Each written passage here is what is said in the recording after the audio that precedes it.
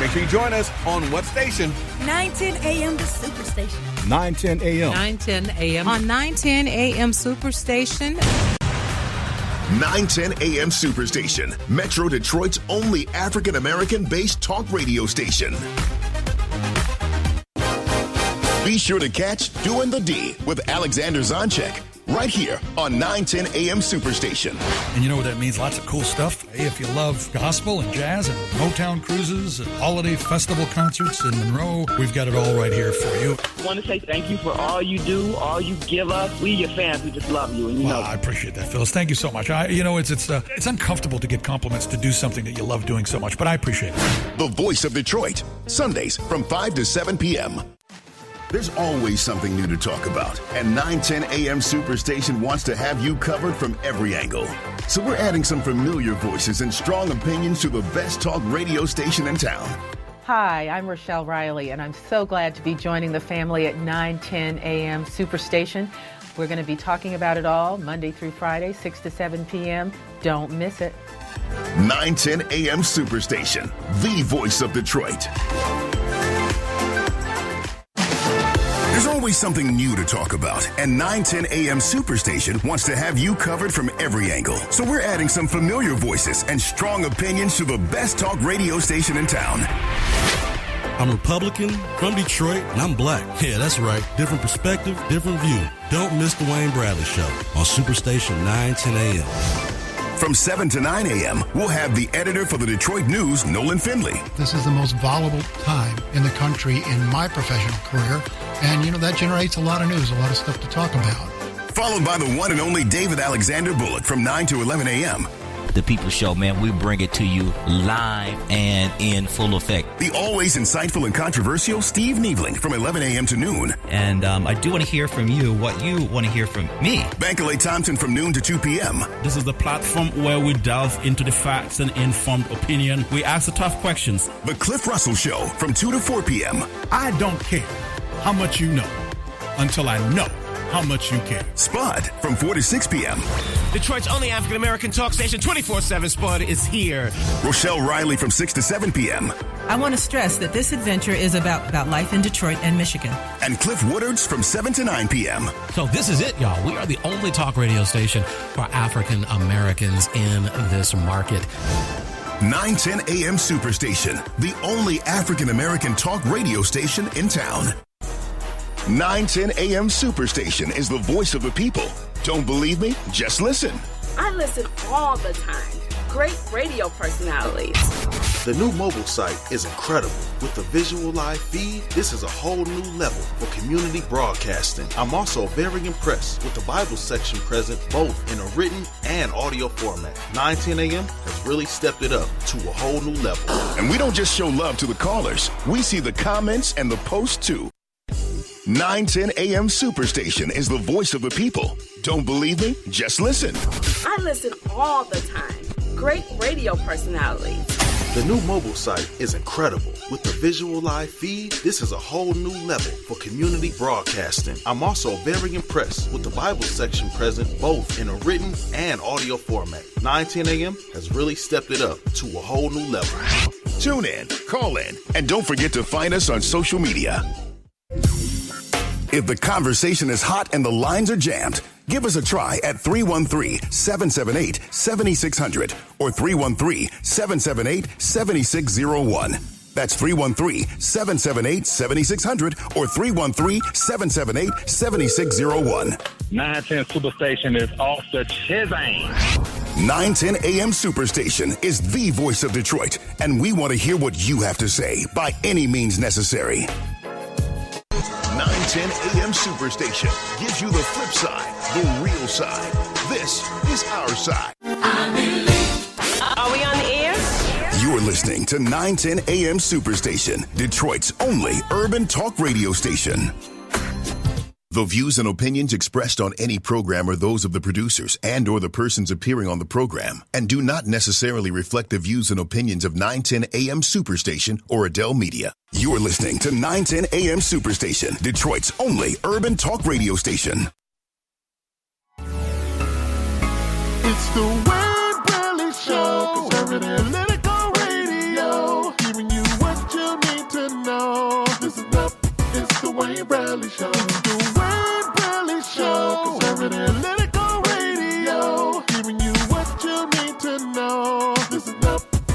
Wayne Bradley Show. That's what it is. It's the Wayne Bradley Show. That's what it is. Listen up. It's the Wayne Bradley Show.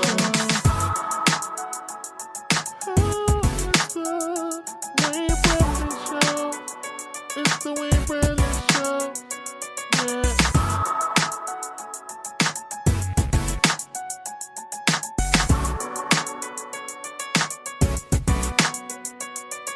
And good morning. Wake up, Detroit. This is Wayne Bradley on the Wayne Bradley Show. Good morning, everyone. We've got an interesting day here. We've got some good topics to talk about. I want to start off with something that, people yesterday, I made a post, and yesterday I had the privilege of being a last-minute invite to the Pistons game last night at the new arena, at the LCA, the Little Caesars Arena. And as I was walking through there, I just noticed the vibe. Now, I just want to say it is such a different experience when your friends call you and say, hey, Wayne, you want to go to the Pistons game? And it's only 15, 20 minutes away. Not a bunch of traffic. I just noticed that coming down to the game. And there was even a fire on the lodge. Richard Clement, guy who works with Cushionberry, his car caught on fire. And it still managed to be not a lot of traffic headed down to the game. So that was my first thing, noticing no traffic. Second thing, parking wasn't that hard. Even with downtown, I managed to find me a nice meter to park at, spent $3 on parking, and walked over to the game. Walked to the game, went to the game, came back, walked back. And it was so peaceful. It was nice. Obviously the weather hasn't got extremely cold yet. But you know what? It came to my mind when I was like, you know what? I'm really liking this new Detroit. I know. I never, because I keep all hearing this news about all this negative stuff about Detroit and downtown, and, people are taking it over and yada, yada, yada. But it was actually nice. And I spent a lot of time downtown, but I had not been to the Little Caesars Arena, and it was a good experience.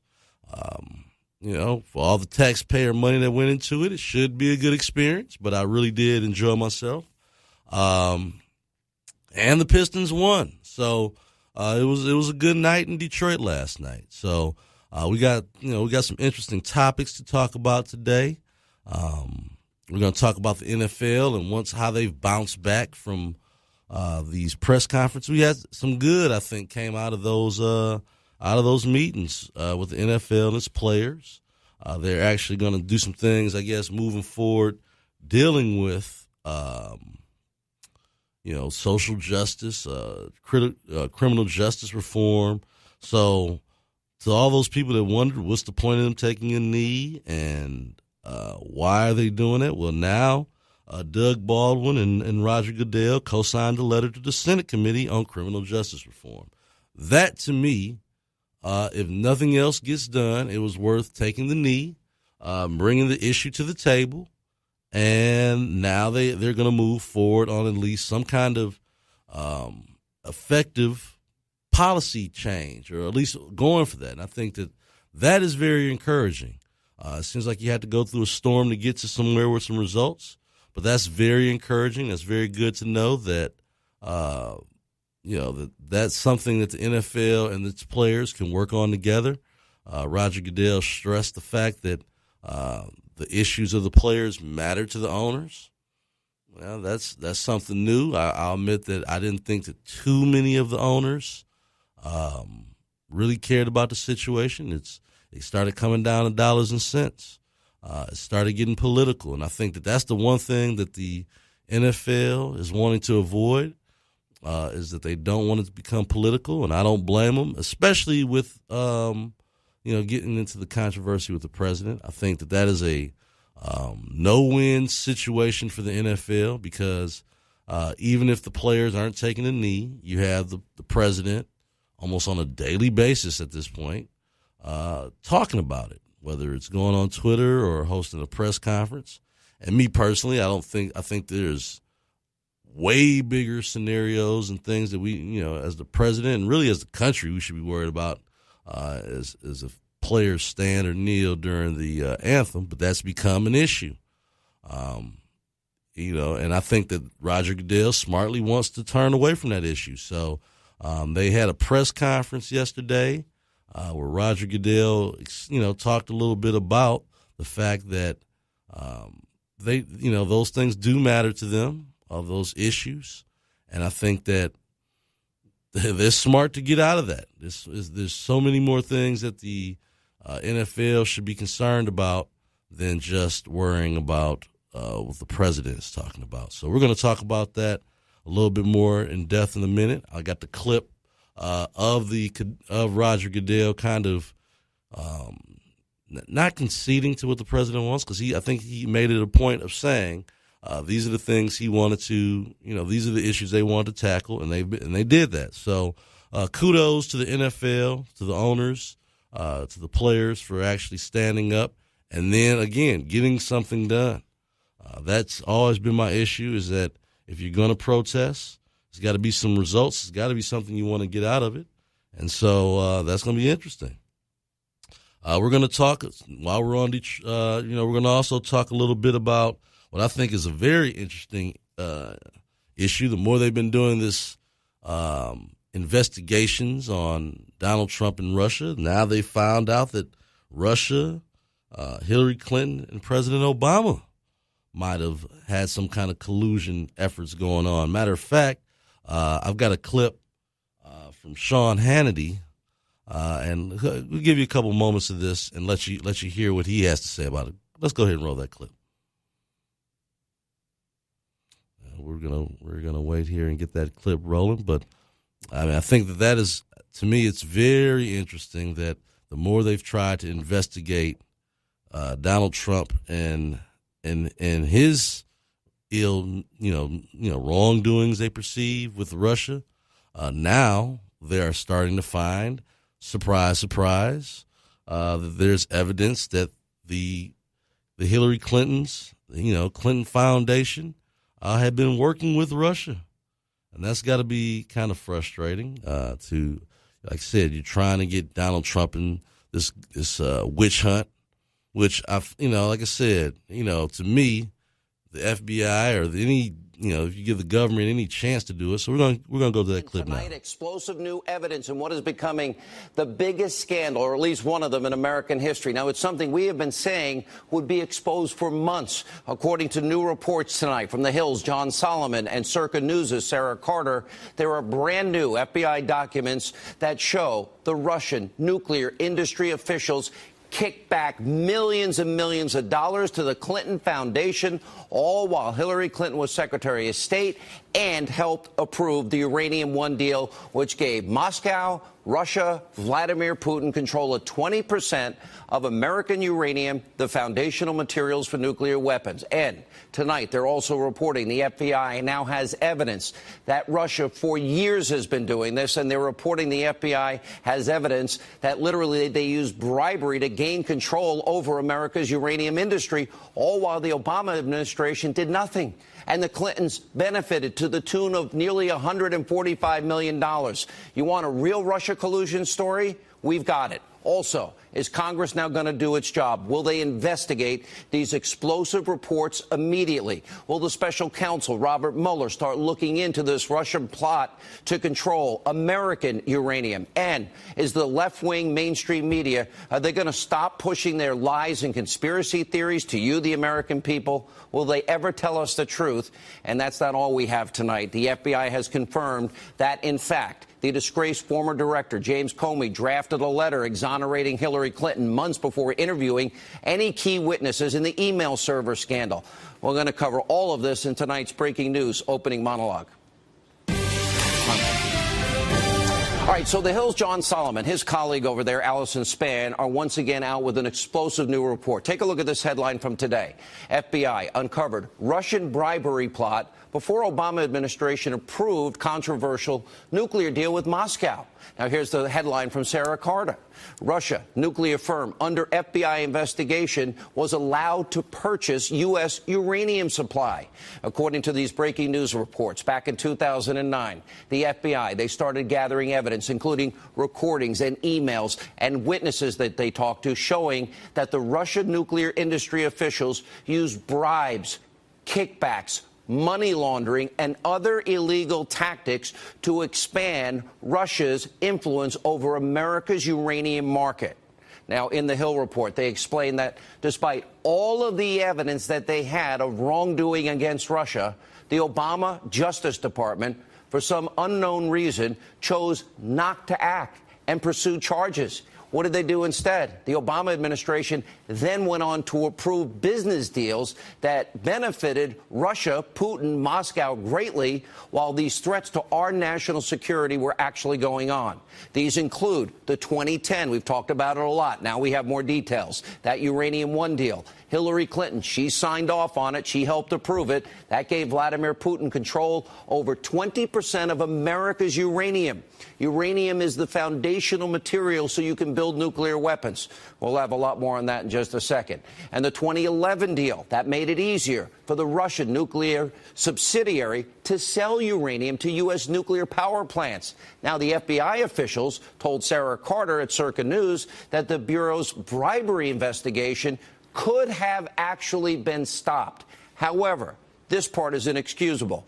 Both reports highlight how the Obama administration kept all of this evidence that they had of Russian bribery secret from Congress and the American people until 5 years after the approval of that Uranium One deal. And when the DOJ finally did go public, this was 2015, it was only to announce a single charge against the Russian at the center of the bribery scheme, and they played it on the down low. Now, keep in mind, after President Trump won in November, President Obama and his administration, they were telling anyone who would listen, Russia interfered with our election. Russia was creating a direct threat to American democracy.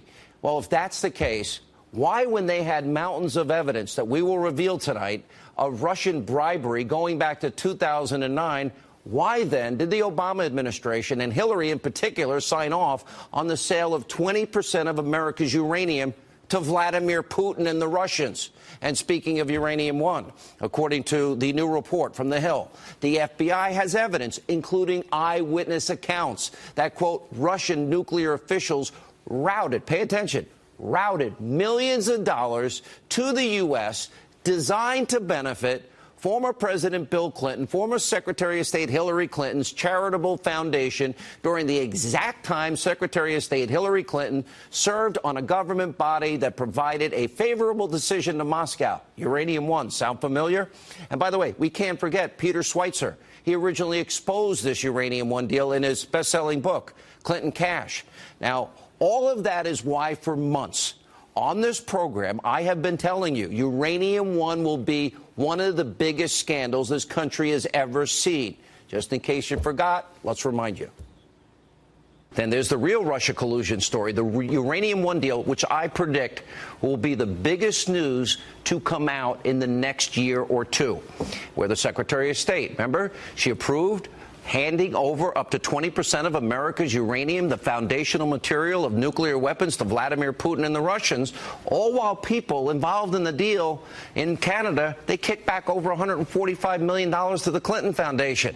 Bill Clinton doubled his speaking fees in Moscow. Tonight, with this new evidence, what we have discovered is the evidence against the Clintons is overwhelming. It is incontrovertible.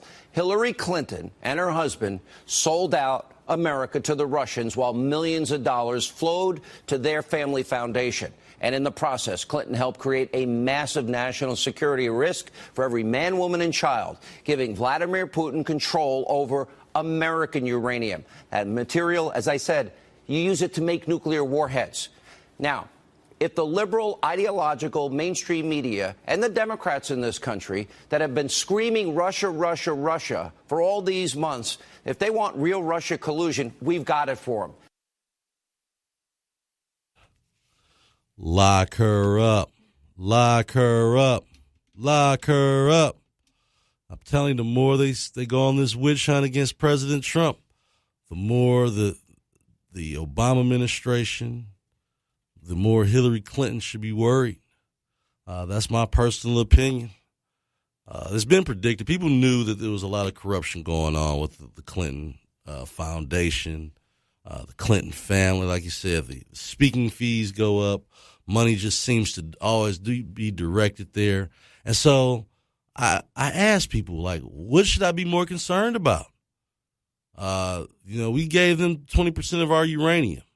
Should I be more concerned about that, or the potential that Donald Trump, maybe 20 years ago, had a real estate deal with the Russians? What has put me more at risk? What has done more to put my family at risk? And it's pretty simple to me. Pretty simple.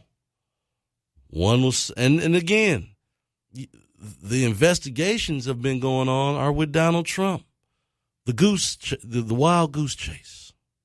So I just think that the more they're going to investigate Donald Trump, the more they're going to see that that he's not the problem.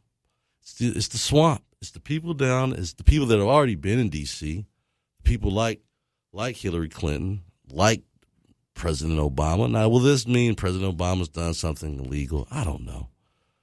Negligent, maybe. He had to know, bringing in Hillary Clinton, you open yourself up for this kind of corruption. So we'll see what happens, folks. We're going to talk about that a little bit more in the show as we go along. We're going to talk about, while we were also talking about new Detroit, we're going to talk a little bit about what I call old Detroit. We're going to talk about Coleman Young and his new commercial. Now, I'll give him credit. I'm actually proud of him that it took this long to get to the weeds on dirty politics on the race issue. He held out as long as he could, his advisors, and then it must have been really hard for Coleman Young to not engage in race baiting the way he did in this commercial. So after we talk, I'm going to talk to we've already got a call on the line. I'm going to talk to my caller, but after that, we're going to, maybe when we come back from the break, we'll come back to what I consider the old Detroit politics. And Coleman Young Jr., is it? I'm young. I'm old enough to remember Joel, but we're going to call him Coleman Young. I'm going to respect the man by his name, but he went old school with these politics. It took a while to get what we've been really waiting for, and this is exactly why, if I'm Duggan, I don't even do debates with this guy, because this is the level of where they can go of what's the politics are is when it's strictly, race baiting. So let's go to Tim on the line, who's been waiting a minute here. Tim, thanks for calling in today. Thanks, Wayne. Regarding the Clinton, lock her up. It's lock them up. If nothing happens regarding this, we are going to become a fallen state. Right. We have, and when I say them, I'm talking from Barack Obama to Hillary Clinton to Bill Clinton, Loretta Lynch, Eric Holder, Comey, Clapper, Brennan. These people need to be exposed. If we do not expose this, we will become a fallen state, because the laws pertain to us people. Right. But for those people, the laws don't pertain. It's again, the fox is watching the hen house, and I'm telling you, talk about corruption. I mean, these last 8 years make Nixon look like a kindergarten student. I mean, these people are so corrupt. Well, and a lot of it just go to jail, Wayne. Yeah, a lot of it just seems to revolve around greed, and then selling out our national security for your slush fund for your nonprofit organization. I mean, let's just be honest. That's exactly what Kwame Kilpatrick's in jail for right now. Is for look at that. It's for misuse. He goes to jail. Right. He goes to jail, Wayne, and Hillary doesn't go to jail. Right. Tell me now. When I hear some of the people on the other side saying white supremacy, there is your white supremacy right there. There you go. You won't get any more white supremacy than the Clintons and the Clinton Foundation and how they've operated across this country. And again, I've always said I never understood this, in the African American community, the loyalty to the Clinton family when they were some of the people that have pushed some of the hardest and most repressive criminal justice laws ever in the country. And super predators. And yeah, super predators. That's what, black men were to Hillary Clinton. And so now this case right here, this is, to me, is the hypocrisy, because we're spending like we spend all of our time talking about Trump and Russia. And that's been the media's go-to every day. I was listening to one of our other hosts on the air yesterday talking about how MSNBC is telling the truth, and that's who we ought to listen to, because they've got all this information on Trump and Russia.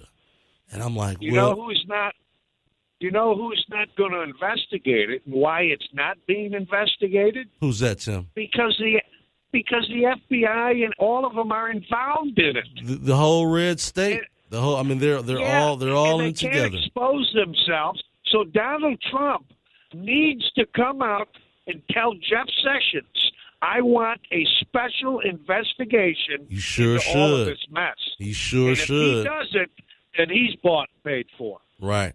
Well, that's the problem with the deep state of D.C., the swamp, is that even if you get rid of the guys, like this is how I'm looking at it right now. With the Obama administration, you had all these guys that left the FBI, the CIA, but guess who's still there? Their protege. Yep.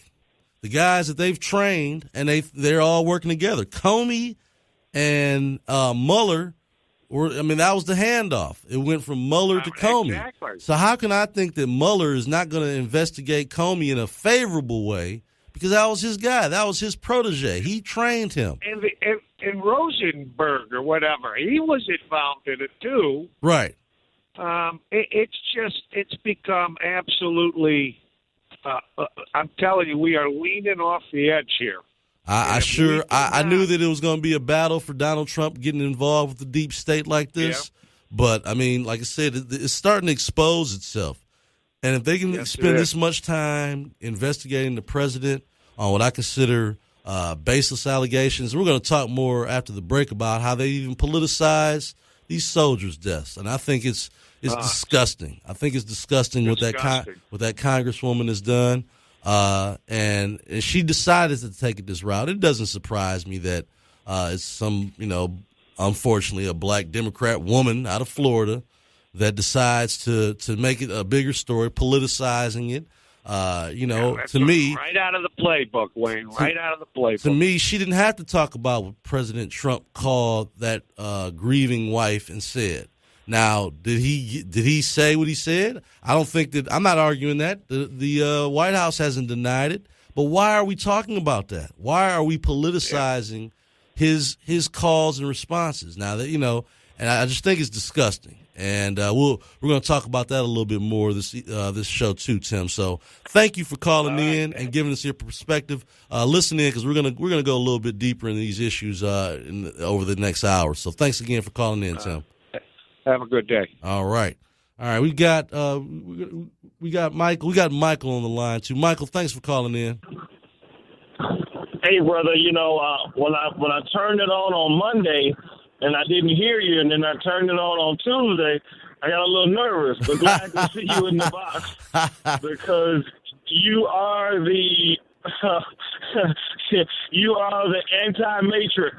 I'm the purveyor of truth here on 9:10 a.m. That's why they got me in the 5 o'clock slot in the morning, man. They hoping that everybody's not hearing it, but that's okay. I save it. I post it again later. But yes, it's just been amazing the time that we've spent investigating Donald Trump and this so-called Russia witch hunt, and then right there in your face, Hillary Clinton has been taking money, enriching her foundation under the whole, pretty much a large portion of the whole Obama term, and that somehow is not making any news. That's somehow not being investigated right now, and I think we've got to do something about that, And this is the reason why she lied.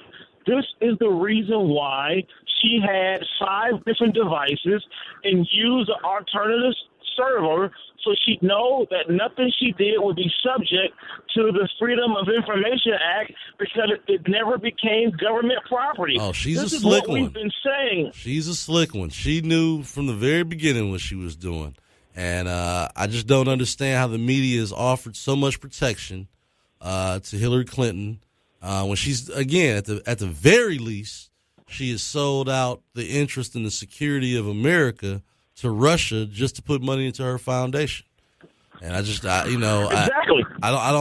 don't get it.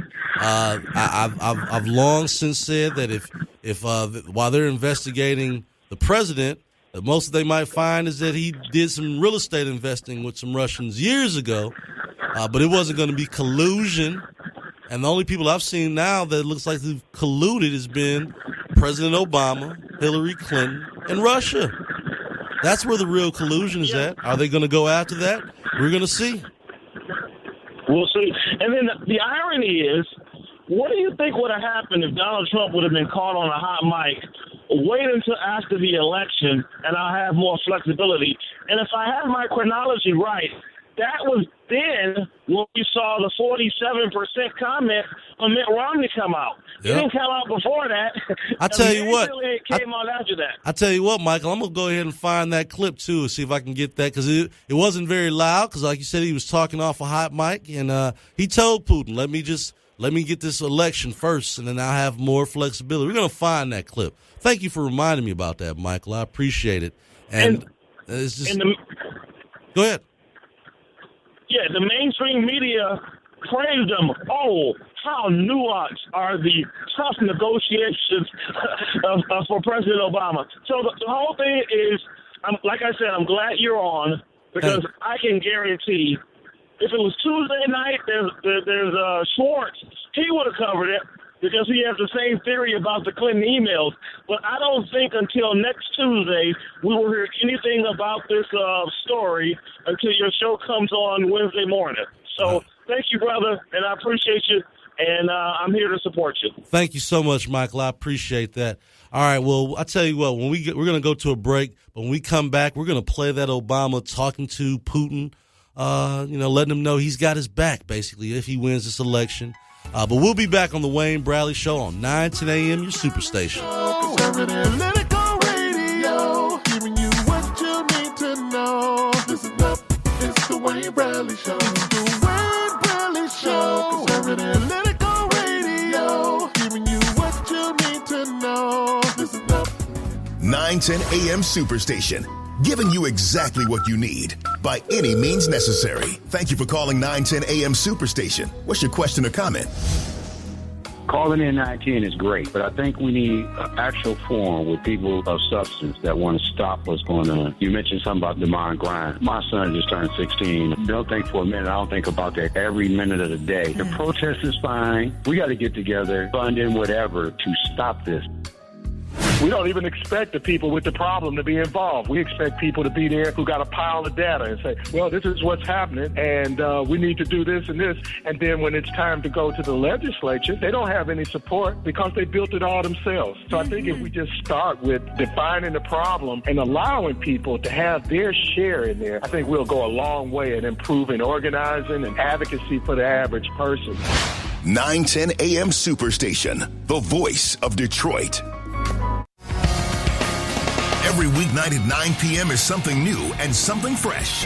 This is Todd Corser, and I want you to check out my show. Listen in and call every week as we explore government and hot topics. Tune in, raw and uncut.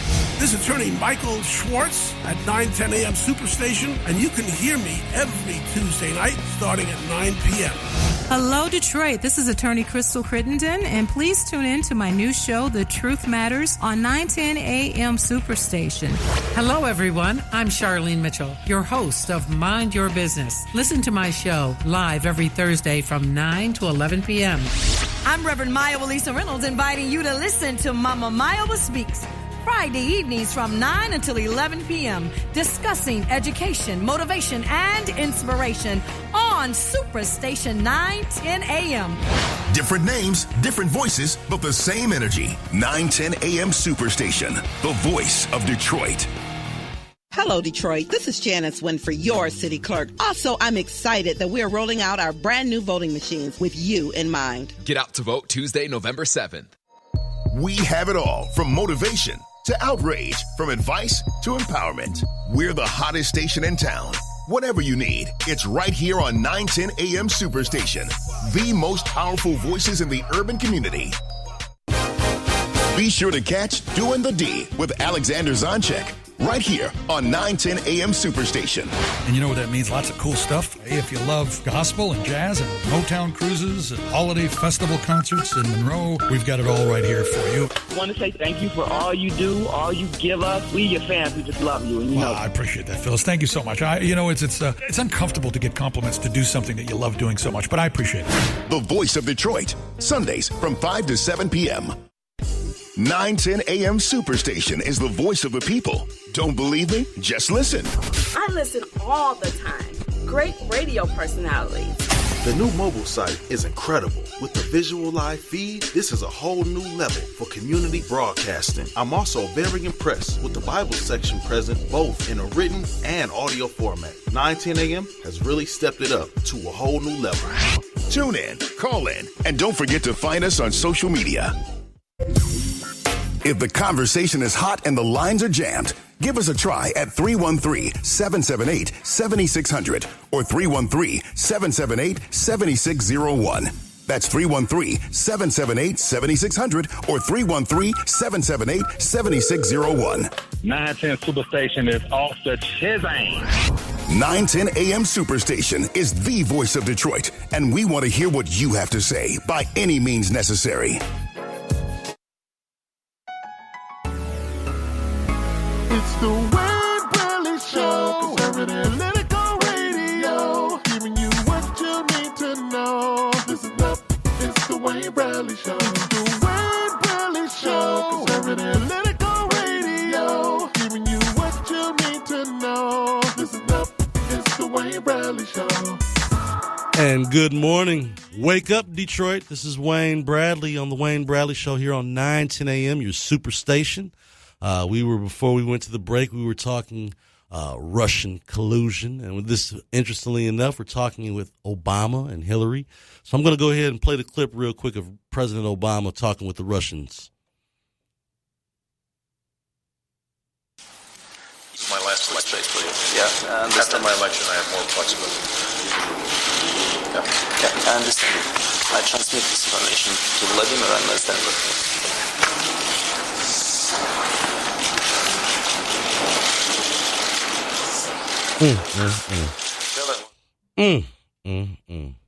So after his election, he was going to have more flexibility.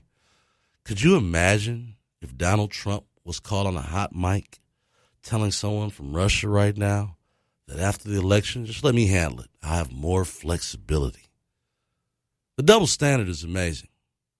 You know, President Obama, during his time in office, had the most, I would call the most friendliest relationship with the media. You know, I can't call it really complexion protection, but that was pretty close to what you had. They didn't go after him. You know, you had a bunch of liberals that didn't want to go after the black president. The only media that really went after the president, let's just be honest, was Fox News. And so they did it so much that, you know, that people didn't value it because they thought it was coming from an opposing media source. But no one ever really questioned President Obama during his whole time in office. In fact, they didn't start questioning him to the very end. And he got frustrated a little bit in the end. But things just go on that it would not happen if this was Donald Trump. People would not be just letting it go the way they have with President Obama. So we're going to go to Vincent, who's on the line now. Vincent, thank you for waiting. Good morning. How are you doing this morning? I'm all right. How you doing? Pretty good. I kind of hate that the station has chosen to play that controversy between you and Reverend Bullock. You see, I'm not on it. I'm not on that this morning. We got other things. We got so many more things to talk about. But, you know, they played the part that you were being disrespected because he kept talking over you, and I just want to mention that to you. But now we're going on to the issue of Obama and Hillary. Right. It's been on the Internet since last year. I had looked at the transfer of the United States uranium to Russia by way of the Clinton Foundation, and you read that on the Internet. Somewhere down maybe fifth, sixth paragraph, it talks about she brought in key players to the foundation in efforts of dealing with this transfer. Obama was one of the key people she brought in. So therefore, and I understand on 2 days ago, President Obama admitted that he approved the transfer. Mm-hmm. The transfer could not have happened without his approval. If Hillary Clinton received $145 million, don't you understand some kind of way that part of that, or somewhere along the way, many millions flow to President Obama, too? I don't know if it came from the foundation or if it was separately, but as the investigation continues, if the money trail is investigated through the Clinton Foundation, it's going to end up affecting President Obama. And there's two things I predict that's going to affect his legacy. Right. The transfer of that uranium, as well as the effort in Benghazi to save Ambassador Chris Stevenson. And it's been on the internet since last year as well. There was a rescue team that was dispatched by AFRICOM to go and save Chris Stevenson in Benghazi. Right. They had to turn around because the authority was not given for them to cross the international border. Now, as that investigation continues, you're going to find that it's President Obama who gave the order to stand down, to not save this man. Right. An ambassador on foreign soil speaks for the president and is to be protected as you protect the president. To leave him there with a team having to turn around and come back. And they lied. And Vince, let's not forget they lied about the reason that was happening in the first place. They called it a protest. Of course, they blamed it on the video. Right. But as this uncovers, you're going to find those two issues that's going to affect his legacy greatly, more so than Obamacare. You're going to find that it's him who gave the order to turn around, and now Chris Stevenson is dead. And it's on the internet.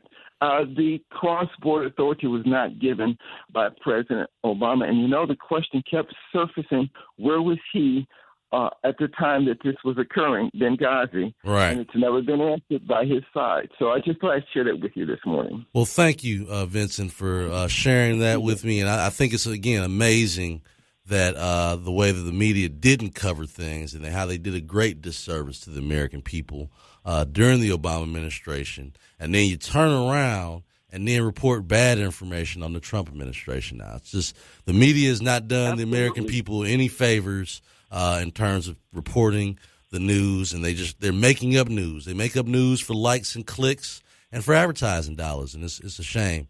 The fake news is being exposed, and I appreciate you for calling in today, Vincent. You're welcome. I enjoy the show. Thank you so much. So yeah, I mean this is exactly what I'm talking about, folks. Is that you got this corruption going on here that the media kind of just looked the other way for, didn't report it, and they knew that Hillary Clinton. I mean, it was just common knowledge that Hillary Clinton and her husband had been running a racket. What they did to Haiti through the Clinton Foundation was despicable. And I just never have understood why there's this dogged loyalty to the Clinton family. Yeah, Bill Clinton's a pretty cool guy. He can play the saxophone. Doesn't mean that he's down for black folks, but he's a cool. I mean, again, I don't question them as being nice people to have a beer with or have a cocktail with. They're decent people like that, but they're corrupt.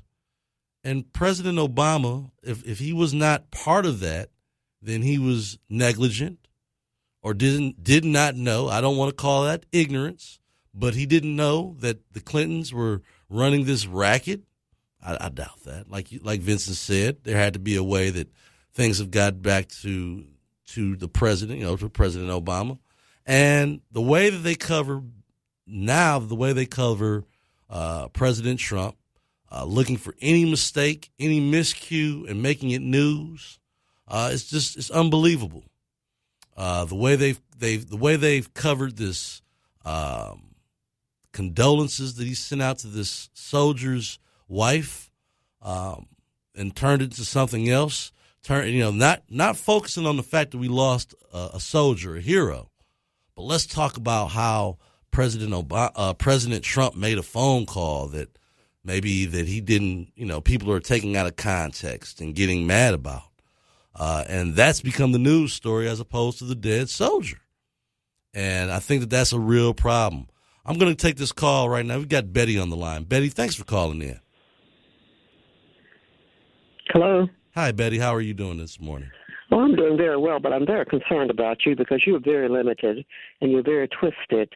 your mantra is the same, and you should be ashamed. If you were in another city, you would be the first person they would hang on a tree because you are no icon for anyone, whether it be a black person or a white person. I don't know where you were educated, but I'm certainly glad. Michigan State University, Mumford High School, right here in the city. Michigan State University. Yes, ma'am. In education, we as academians call that new you. So your credentials. That sounds like a very elitist statement. Where did you go? Where did you go to school? Where did you go to school? Where did you go to school, Betty? Where did you go to school with that elite? What an elite statement! Did you go to U of M? Is that a U of M statement there, Betty? You just made. What? Why? Where do you get off calling Michigan State moo you? Where did you go to school? That sounds like some elitist statement, and that's just typical of these libs right now. You guys are the elitists. It's not a top. Well, it's not a top, and it is not a top university, and you are limited. How dare you say that? Where did you go? Where did you go to school at, Betty? Where did you go to school that you could call in and look down on Michigan State just because you don't like what something I said on the air? As sick as he is, he's in the second stage of Alzheimer's, and it sounds. Oh, he's in the second stage of Alzheimer's. Are you a doctor as well? Are you a doctor as well? Are we Dr. Betty now? Are you our doctor? Listen, that's not what kind? Oh, well, no, you're the one making all these. You're the one making diagnoses on the air. You're the one that's calling Michigan State moo you. I said that this man, obviously, it's obvious. He's a pathological liar, and you are too. Well, there we go. There we go. I can smell a Wolverine with that elitist statement. Oh, moo you. Oh, unbelievable. Well, thanks again, Betty, for calling in this morning and letting me know how you feel. I appreciate that. I'll take any call that wants to talk to issues. Who do we got there? We got Keith on the line. Keith, welcome to the Wayne Bradley Show this morning. Hey, how's it going, man? All right. There's schools of thought out here. There's nothing wrong with having a particular school of thought. I think the problem is what people see, and you can clearly see it. Instead of you supporting like a person like Colin Powell that's got good sense, I love Colin Powell. Jack Kemp was my hero, but he's not the president. This is a part of the problem. Go ahead. This is part of the problem that they're talking about. Instead of supporting like a Colin Powell who's got good sense, you're running up behind this idiot. That's what makes you look stupid. He's the president. Now, that's it in the box. He's the president.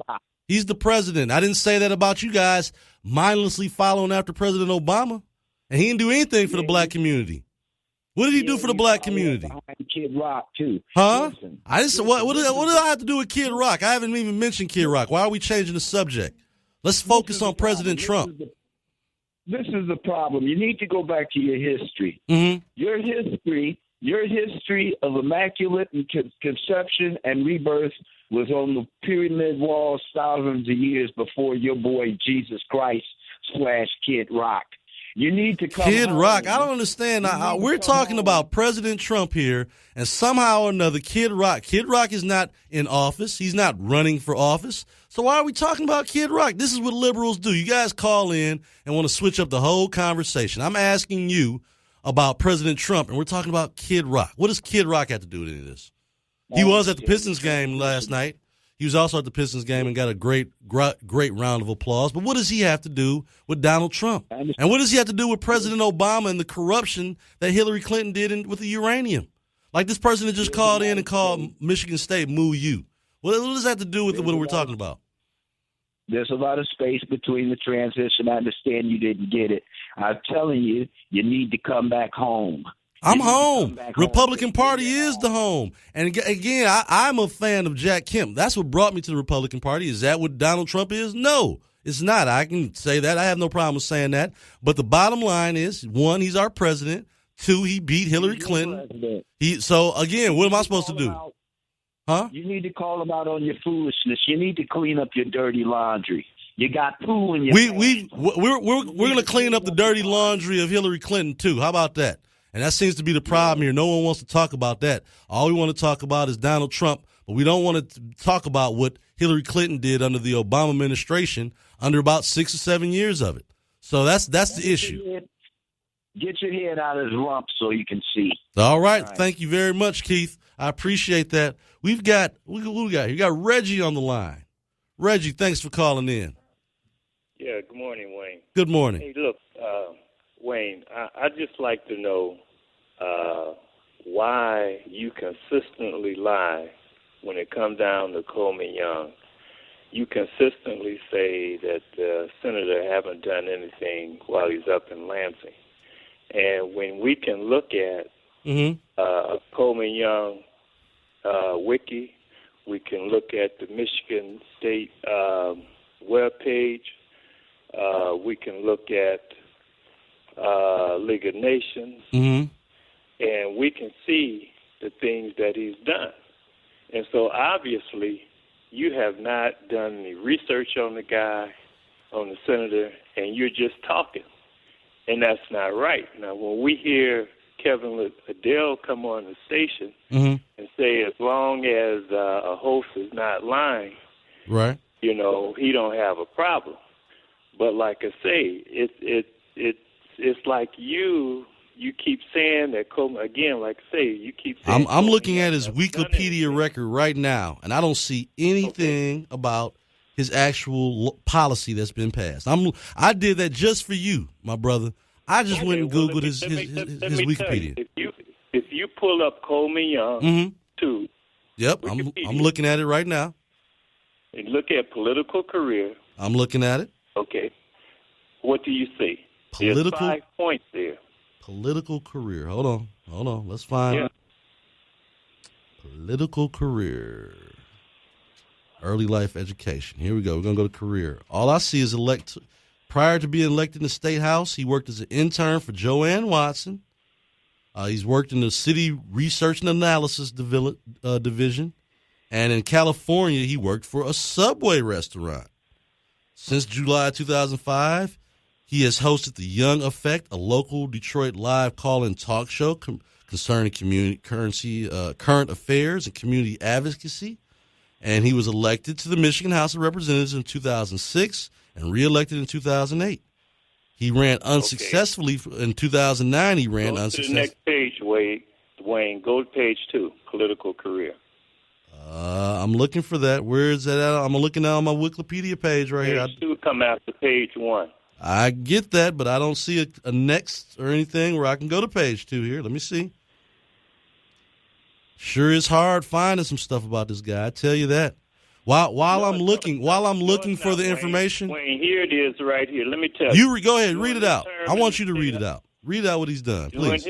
During his term in the State House, Young was able to get legislation passed that created jobs for the region through movie industry tax credits, provided cost recovery for business and alternative energy, amended the Michigan business tax, and authorized the cities and towns to make improvements to housing facilities, created a Michigan tax tribunal for the Department of Labor and Economic Growth as a separate interest, provided light duty for pregnant police officers and equality for Michigan working women, House Bill 4327.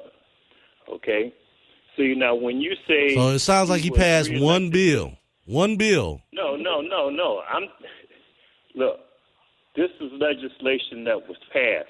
Now, when you say Young was reelected, what you did was you skipped over what I had just read. I'm looking at. I'm not lying to you here, man. I'm reading exactly what I see. Maybe I didn't hit the right page, but I'm reading to you. It's right in front of me. Page 1. You got page 1. You got page 2. You got page 3. You got page 4. You got page 5. Maybe I'm on a different Wikipedia page because all I see is a one pager.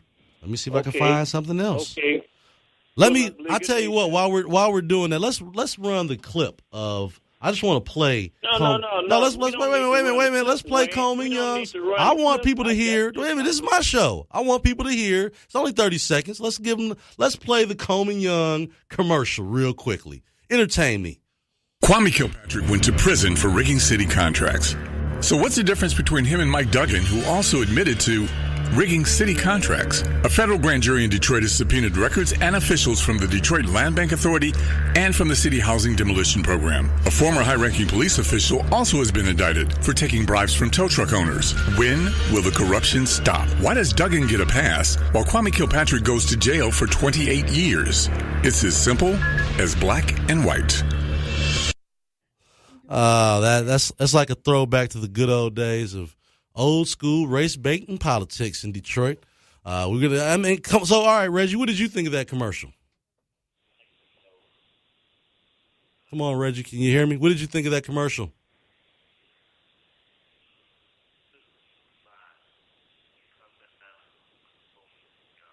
All right, well, Reggie, I think Reggie gave up on me on that one. I'm sorry, Reggie. If you want to call back in, listen. This is the type of stuff I'm talking about. And, again, I give Coleman Young credit.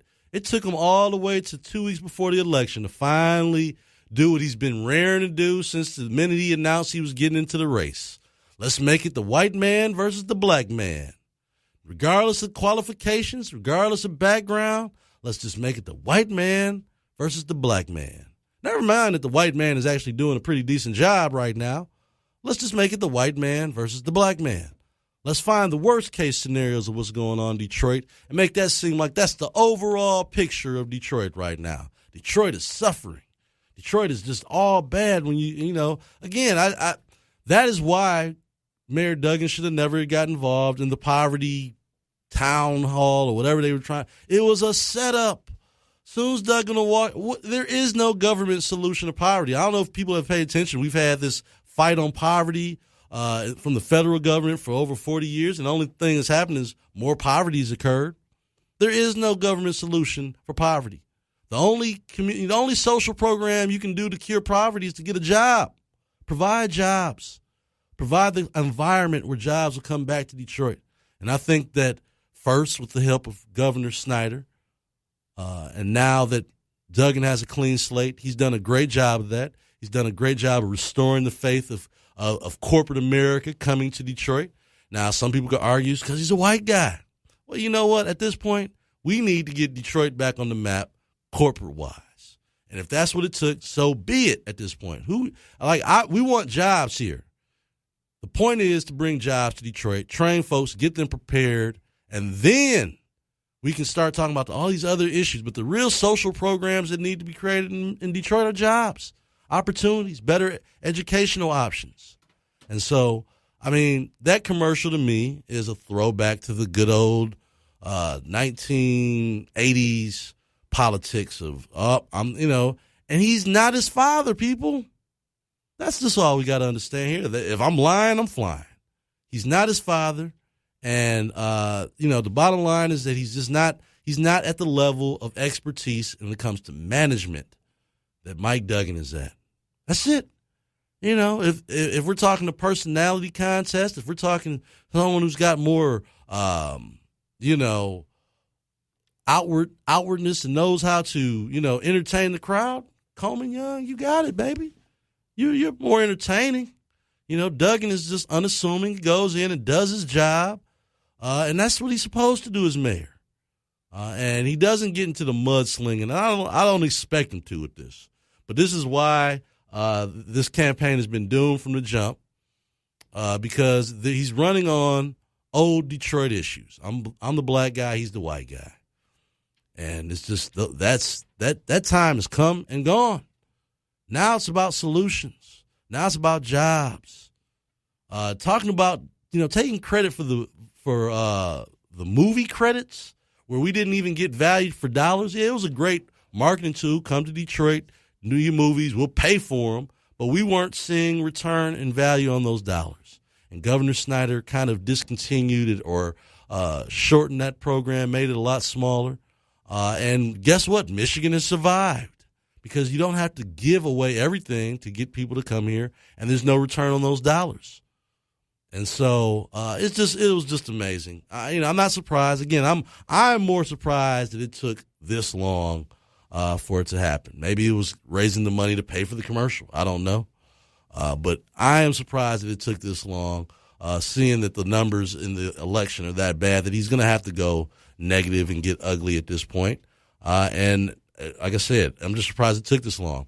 But I tell you what, we're going to take a break. When we come back, we're going to talk a little bit more about the NFL situation and how some sort of solution was come to, and we're going to hear a little bit from Roger Goodell on that. And we're going to talk a little bit more about what we do moving forward on that. So you're listening to the Wayne Bradley Show on 910 AM, your Superstation. Wayne Bradley Show, conservative political radio, giving you what you need to know. Listen up, it's the Wayne Bradley Show. It's the Wayne Bradley Show, conservative political radio. If you want to hear the voices of Detroit, look no further than 910 AM Superstation. Well, do you think if women knew how to care for their hair in a better way and could appreciate their own hair, that maybe they wouldn't rely so much on wigs and weaves? Most people get a wig or a weave to kind of camouflage. A lot of women wearing weaves because they want to just change up. What we're saying is that whether you're wearing your natural hair, whether you're wearing relaxed hair, whether you're wearing any type of hair extension, weave, the healthiness of your own hair is most important. So are there public tax dollars that are going to be used to develop this land, or is this a private development? There will be some application for public dollars. Brownfield redevelopment is part of it. They will also ask for TIF funding from the City Council. 910 AM Superstation, the voice of Detroit. If you want to hear the voices of Detroit, look no further than 910 AM Superstation. That's the part I find a little bit troubling, is him being a minister and using this kind of language. And as long as you old stepping, fetching, stupid Negroes keep acting like white conservatives care about you, let me say, I'm going to say it on there, Wayne Bradley, you a toy, you a token. You my brother, man, I got love for you. But, man, you are a disgrace to your race. Same with you black people that licking the Democratic booty. You know what I'm saying? You ain't got to lick that white booty, man.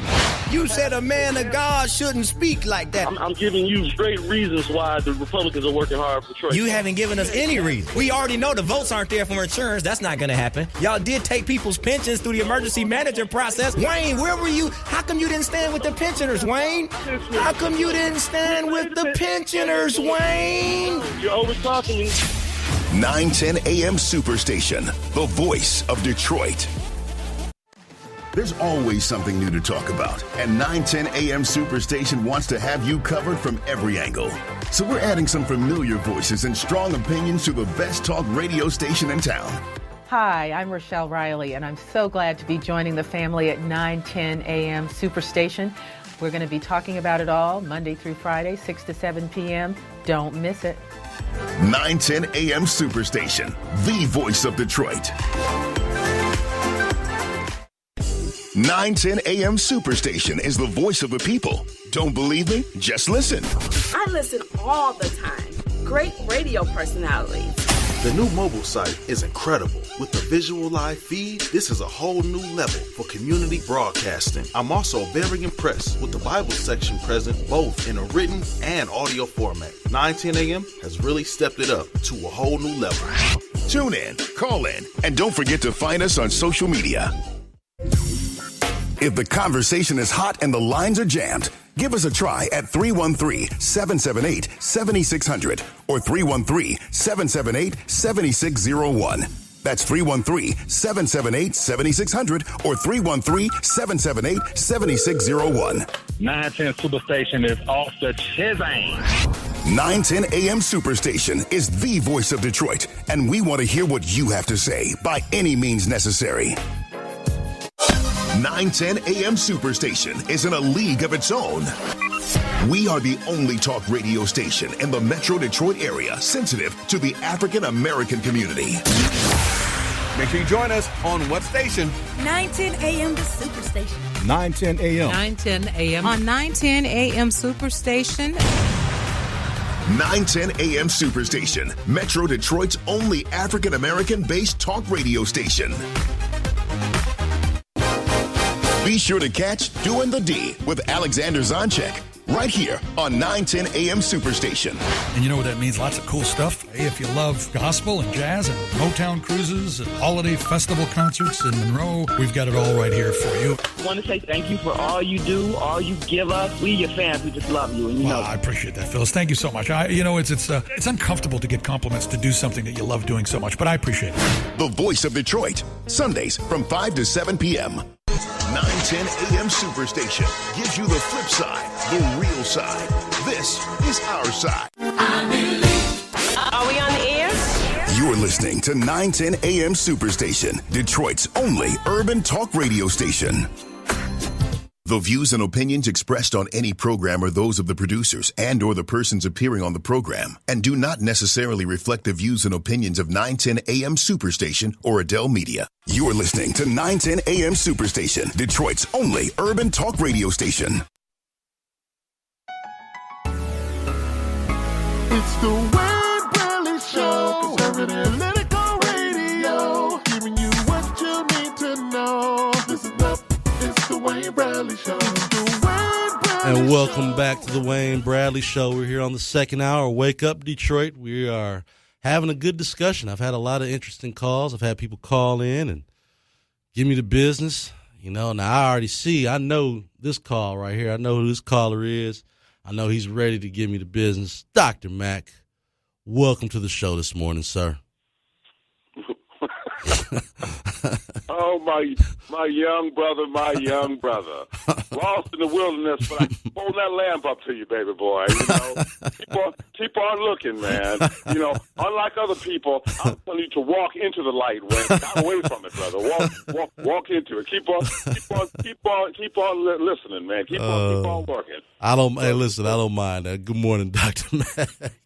Yeah, well, good morning to you. And once again, all of Detroit, lesson number 5 on the re-education of Wayne Bradley. So what I'm doing is doing this out of respect for a young man. You're a very intelligent young man, Wayne. I don't know. Did you hear what that other caller said about calling it Michigan State Moo University? Now, my mom went to U of M. So we go back and forth on these things, but that's just terrible. I can't stand people call in and dog out my beloved Michigan State University. Well, first of all, you're talking to a Michigan alum. Oh, another Michigan alum. Golly. Let me explain. All that showboating and backslapping you was doing about the football game. Oh, yeah. You're making me want to turn on the fight song right now. A Wolverine calling here this morning. Look. Michigan State won. Mm-hmm. They played a better game. Good for them, mm-hmm. And a terrible mark in terms of Michigan. Michigan was a better team, but the better team doesn't always win. They didn't have the better coach that day. They didn't have the better coach. Coaching matters. Maybe not, but I'm not. Come on, Dr. Mack, is Jim Harbaugh not the most overrated college quarterback?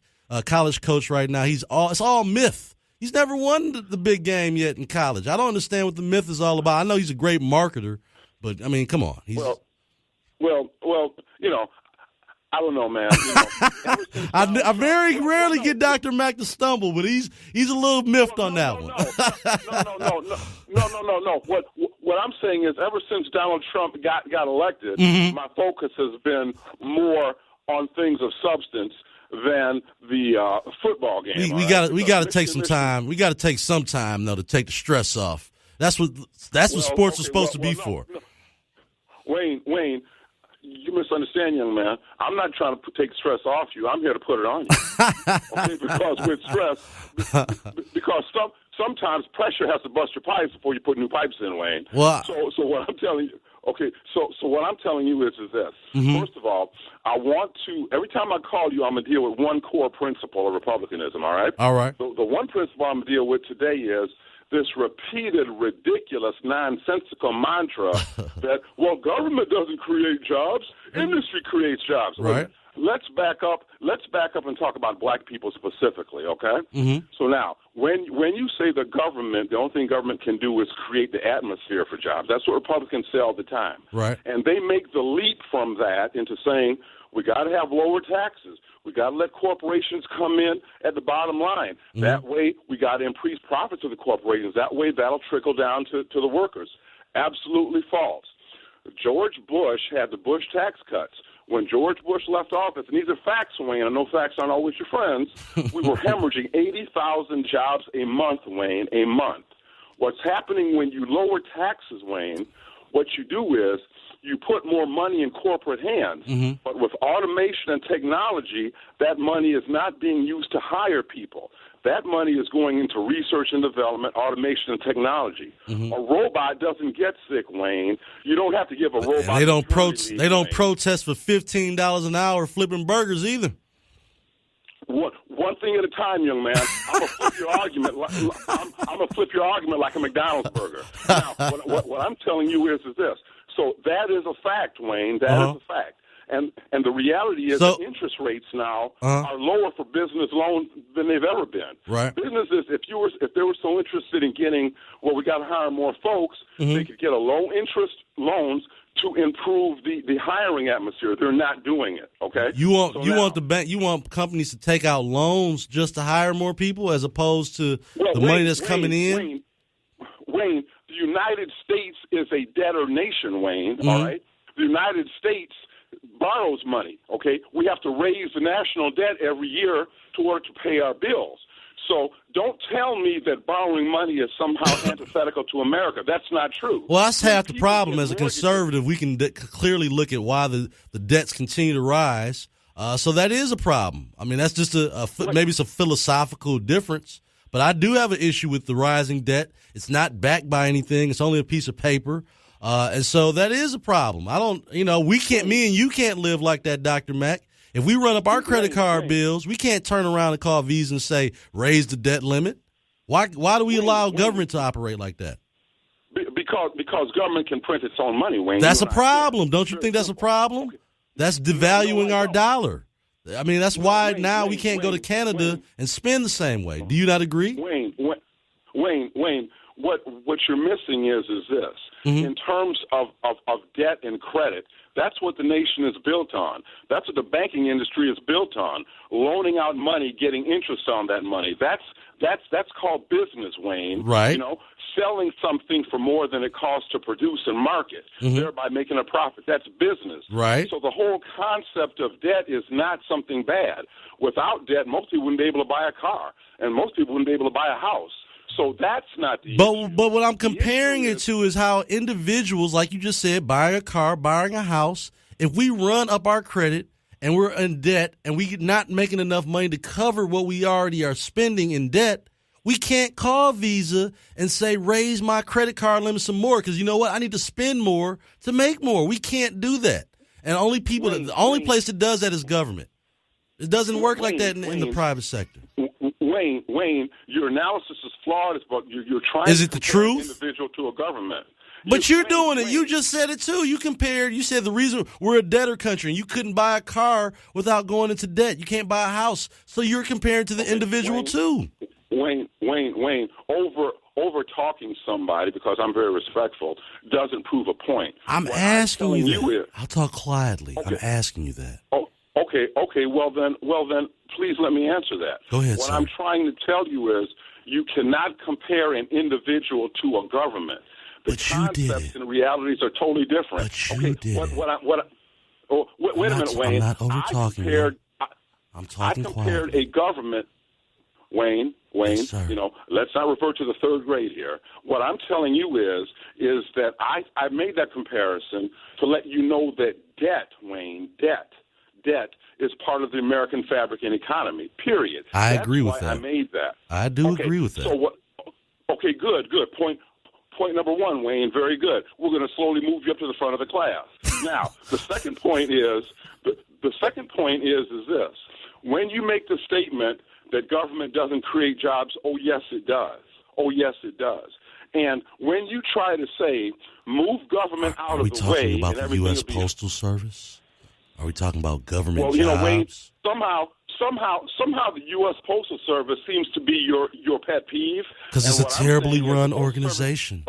By the way, Wayne, you know the Postal Service is petitioning now to be able to raise the cost of a stamp because the government has not kicked into their pensions. You do know that, don't you? I would call for shutting them down to 3 days a week and save the money. Save that money. I tell you what, Wayne.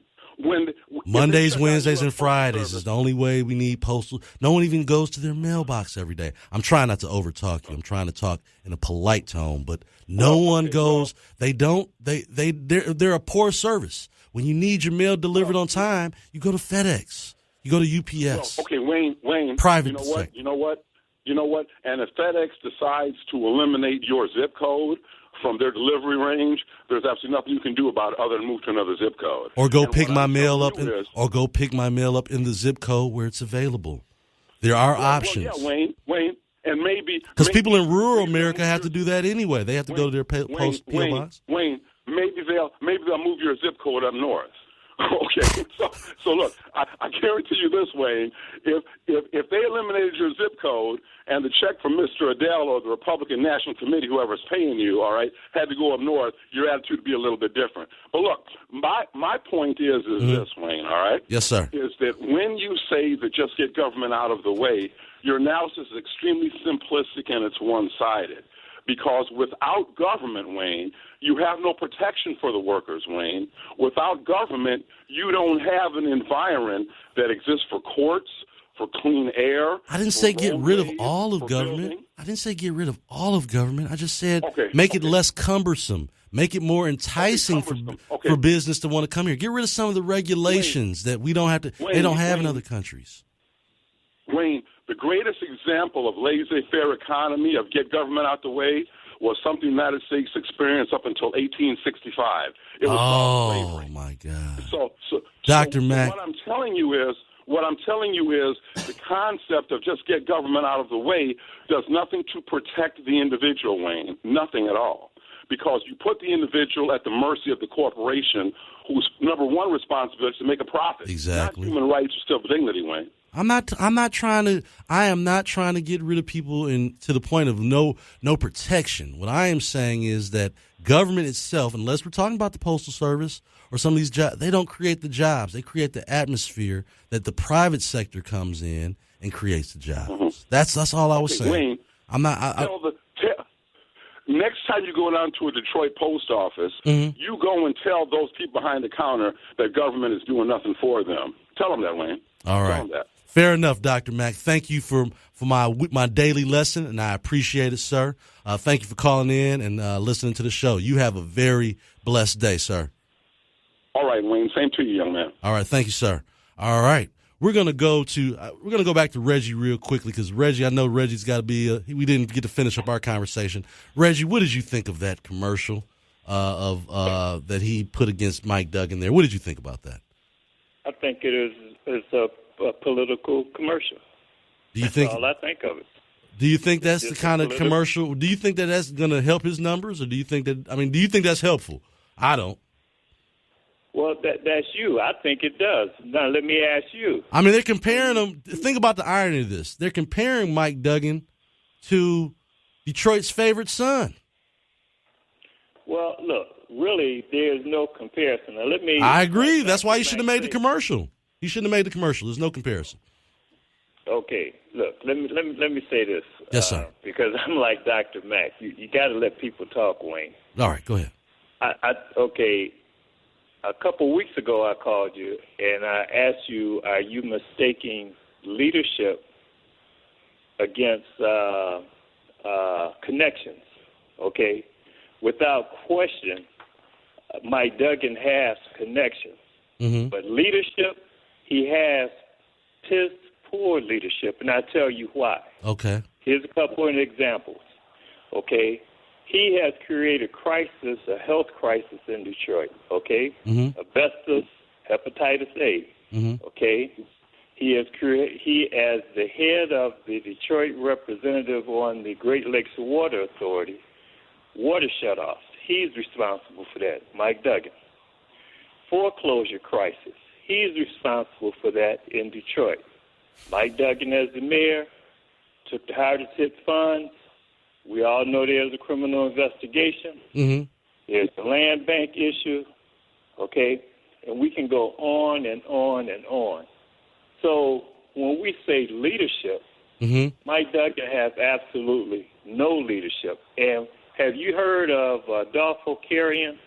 No. Who's that? Out of New York? No, sir. He was the first person of color that was the U.S.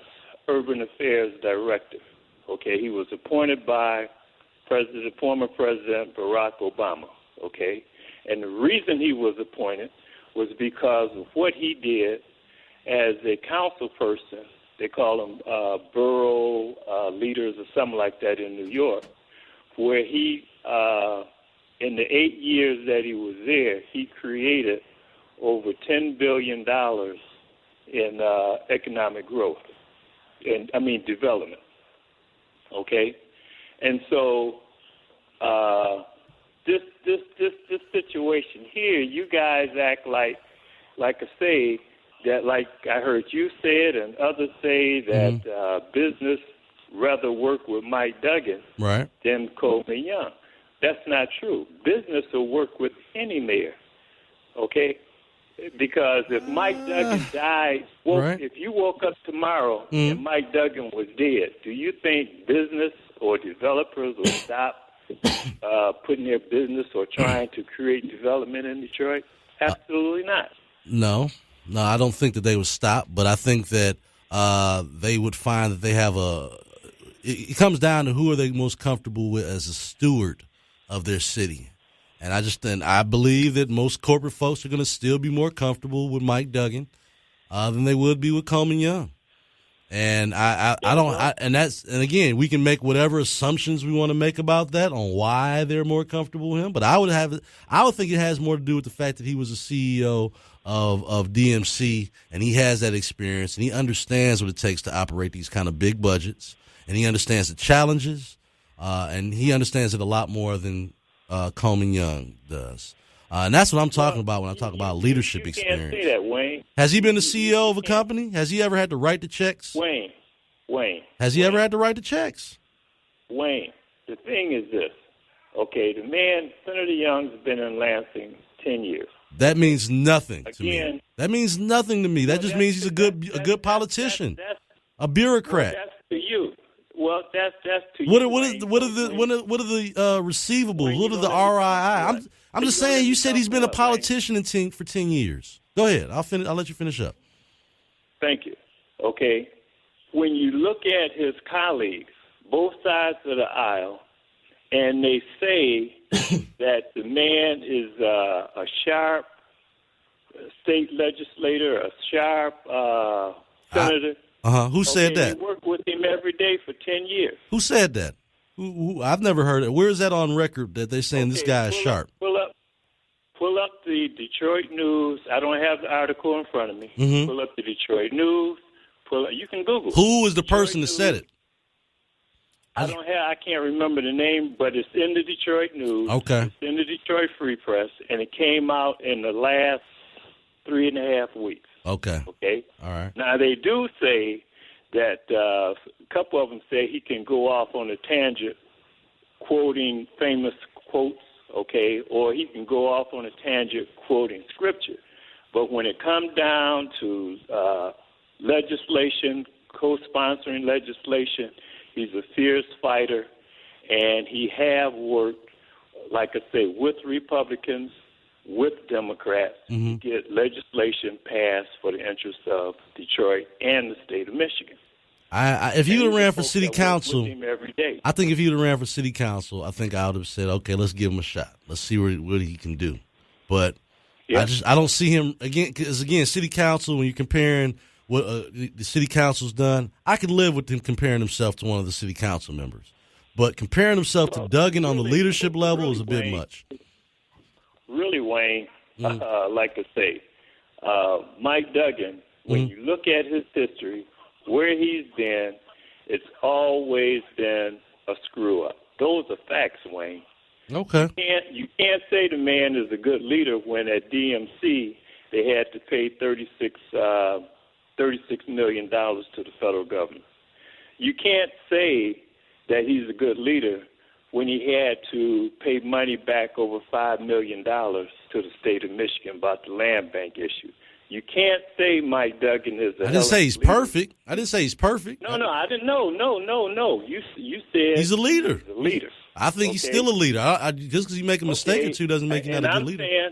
I'm saying he's a poor leader because as a prosecutor, as a lawyer, he sits there and he admitted that he did not read the mortality table that was in front of him during the bankruptcy issue. Okay?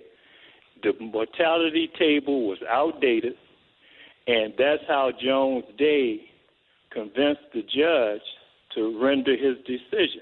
Mm-hmm. Mike Duggan admitted he didn't even read the paper. Now, this the mayor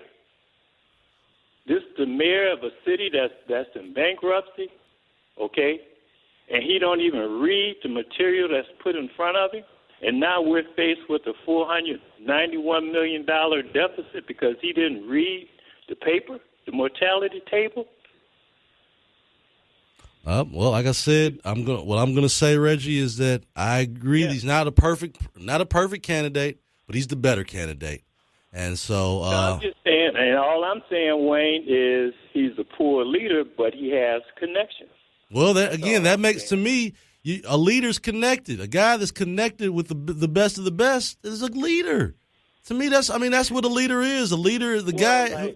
I understand, Wayne, but here's the thing too. Like I say, you got to do your research, man, before you start talking about what Coleman Young, in this case, that what Coleman Young don't have and what he haven't done and this, that, and other. If we were looking at resumes, I'm a guy that looks at resumes, and I'm just talking about strictly from a leadership position of all the different places that Mike Duggan has been compared to where Coleman Young has been. There's not really a comparison on leadership. There's not. I mean, resumes. Now you can name scenarios and things like that, but if we're just looking at, if we're looking at comparing apples to apples in terms of leadership experience, there really is no comparison on that. So.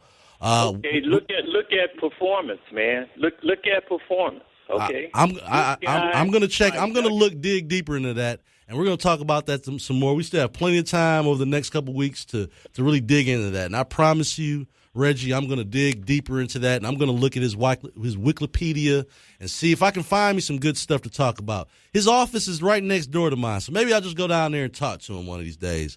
But maybe you need to. I appreciate that, Reggie. I appreciate you calling in today. Thank you, and you have a good morning. Thanks for calling back in. Thank you. All right, be safe. Yes, sir. All right, we're going to go to Tim. Tim has been waiting. Tim, thanks for calling on the Wayne Bradley Show. You calling back, sir. Thank you. Thank you, Wayne. I just wanted to respond to Dr. Mack regarding he talked about our country being about debt, and there's some truth to that. Yes, it is. We sell debt. We sell it, from the 70s with the American Express card. We have to get to a balanced budget amendment to the Constitution and this baseline budgeting we have. Right. Now, what he said is true, but it doesn't make it right. That's what I was saying, too. I agree. $80 trillion. Yeah. $80 trillion. And we have a printing press in our garage to print money.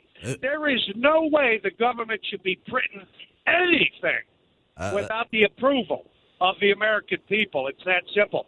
Now, regarding the jobs, a post office, it provides a service, but the taxpayers pay for that. Let's look at the post office compared to, say, Federal Express. Right. We don't pay for Federal Express. Right. We do pay for the post office. And it's poorly run. It's poorly managed. It's poorly managed. It's not making a profit, it's running in the red. And if you ran if this was a regular business, they would be out of business by now. And if you go to Japan,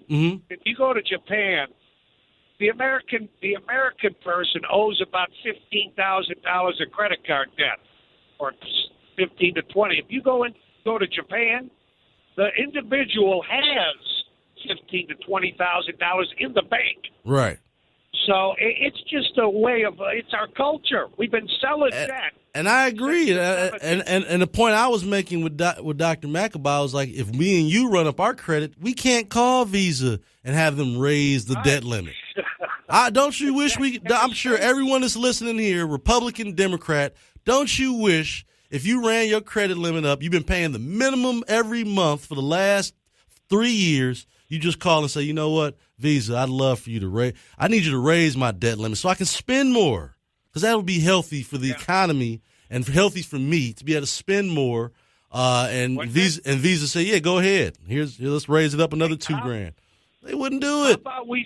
How about we just get our own printing press and we could print? Why not? What's the difference? It's my tax dollars. Why not? Why can't I print up my own money and take it places? If that's again, I was not arguing with Dr. Mack on the premise of what he's saying. We are a debtor country, but that doesn't make it right.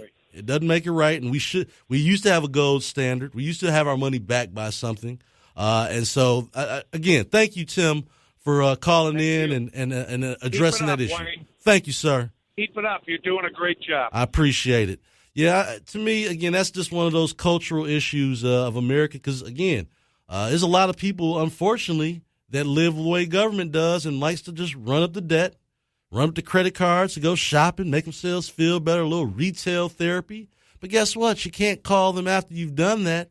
And for a year, you've paid the minimum balance of $50 a month on your $1,000 debt, and then say, you know what, it's Christmas time.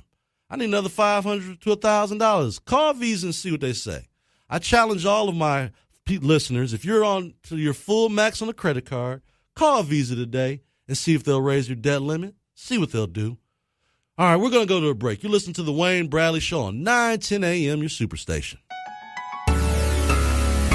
It's the Wayne Bradley Show, conservative analytical radio, giving you what you need to know. Listen up, it's the Wayne Bradley Show. It's the Wayne Bradley Show. Design a thermometer. Trust over 50 published studies supporting the accuracy of the Exogen Temporal Scanner Thermometer. Get yours at your local Club Warehouse and other fine retailers. Exogen is changing the way the world takes temperature.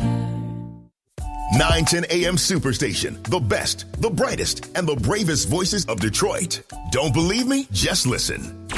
Like every time I even consider dating someone, that god-awful, I can't trust anybody feeling is there. How do you ever overcome trust? You can absolutely overcome trust when you really deal with the issues that caused you to be there.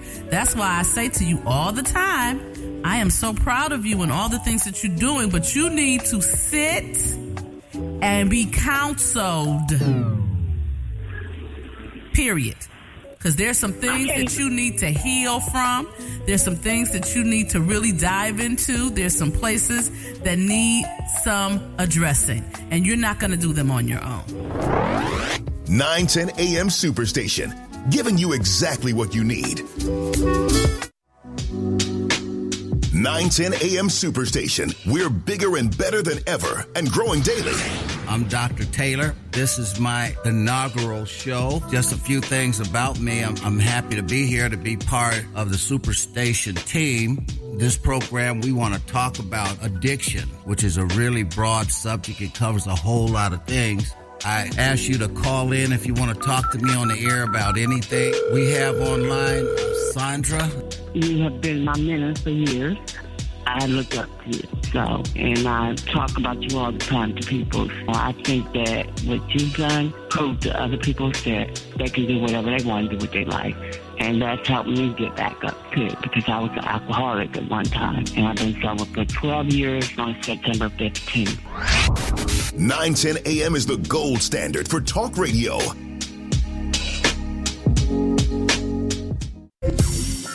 If the conversation is hot and the lines are jammed, give us a try at 313-778-7600 or 313-778-7601. That's 313-778-7600 or 313-778-7601. 910 Superstation is off the chisane. 910 AM Superstation is the voice of Detroit, and we want to hear what you have to say by any means necessary. Be sure to catch Doing the D with Alexander Zonchek right here on 910 AM Superstation. And you know what that means? Lots of cool stuff. Hey, if you love gospel and jazz and Motown cruises and holiday festival concerts in Monroe, we've got it all right here for you. I want to say thank you for all you do, all you give us. We, your fans, we just love you. And you know, I appreciate that, Phyllis. Thank you so much. It's uncomfortable to get compliments to do something that you love doing so much, but I appreciate it. The Voice of Detroit, Sundays from 5 to 7 p.m. We have it all, from motivation to outrage, from advice to empowerment. We're the hottest station in town. Whatever you need, it's right here on 910 AM Superstation, the most powerful voices in the urban community. 910 AM Superstation is the voice of the people. Don't believe me? Just listen. I listen all the time. Great radio personalities.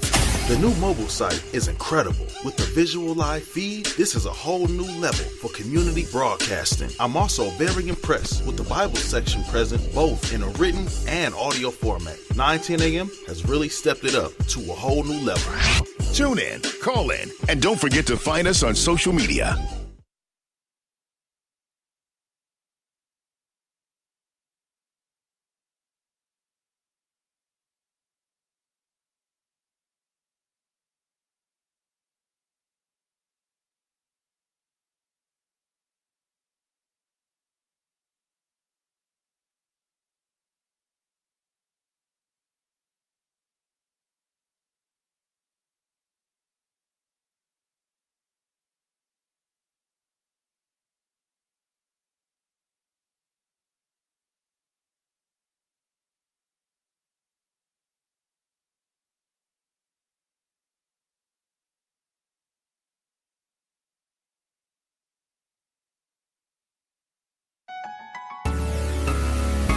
It's the Wayne Bradley Show, conservative analytical radio, giving you what you need to know. Listen up, it's the Wayne Bradley Show. It's the Wayne Bradley Show, conservative analytical radio, giving you what you need to know. Listen up, it's the Wayne Bradley Show.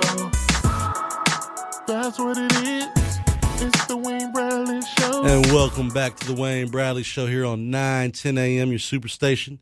We have had a very energetic day today, very energetic calls, people calling in, wanting to talk all the different issues, and I appreciate you calling in.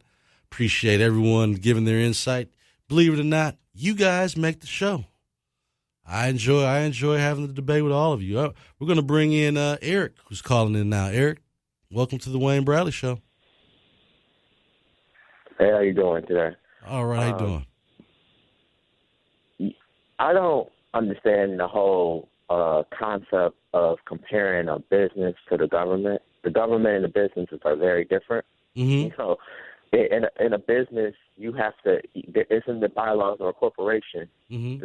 The business has to make money for their stakeholders. Right. It's not that you don't have that in the Constitution. The Constitution is the government is supposed to provide services for the general welfare of people. Right. You know, so you don't have to make a profit for the government. The government doesn't have to make a profit. The government and we know what is the main reason of how you can make a profit. What's the main reason of what's the biggest expense? The biggest expense is the workers mm-hmm. for a business. Right. Well, a government doesn't. It's in its best interest to employ people in the government because it's in its best interest for the general welfare. And you made a point about Wayne. This is the problem with you. You don't do a lot of research. You just say things, and then you expect that people are just supposed to just agree with what you're saying. No, they don't have to agree with me. You don't have to agree with me. I'm pointing out to you. I'm saying, go ahead, finish up. Go ahead. Did you know the post office made a profit last year? They made a $400 million. They made a $400 million profit. You say they don't make a profit. Interesting. So you don't. Let's put it like this. They must be making the adjustments that they've been talking about for years, because I mean that's been discussed. Everything I'm talking about, I'm not just making that up. They've talked about not delivering services. That up because you said they never made a profit. You said they never make a profit. You are making. So they've made some adjustments. So you're obviously sitting at your computer looking this stuff up. How often have they made a profit? Has the U.S. Postal Service made a profit? Was last year the first time they did it? Because you're sitting there in front of the computer looking it up. Tell me that. Well, it hasn't been in a long time. I will agree with you. Okay, so all right, so don't act like I'm sitting here. But still, they made a profit. They made a profit, though. So they must have made some changes to make a profit. They must have got rid of some of the workers that were absorbing the cost. Is that? Should I assume that? No, you should not assume that. How did they make a profit? The way you have to do it is you have to do your research. Okay. They made more. You have to do your research on it. That's how they. You're sitting there in front of the computer, though. I'm asking you right now. You're obviously sitting in front of the computer. Wayne, let's not try to flip this around. You called me and said that I was wrong, so I'm asking you to verify the information for me because it's sitting right there in front of you. Isn't that fair? I'm not asking you to agree with me. I'm just trying to tell you that they made a profit. I'm not trying to tell you how they made a profit. I'm just trying to tell you that you were wrong in saying that they made a profit. Okay, fair enough. Fair enough, Eric. I'm going to go and look some more of that information up. They have made a profit. It's possible that the Postal Service can make a profit. Let me make one more point.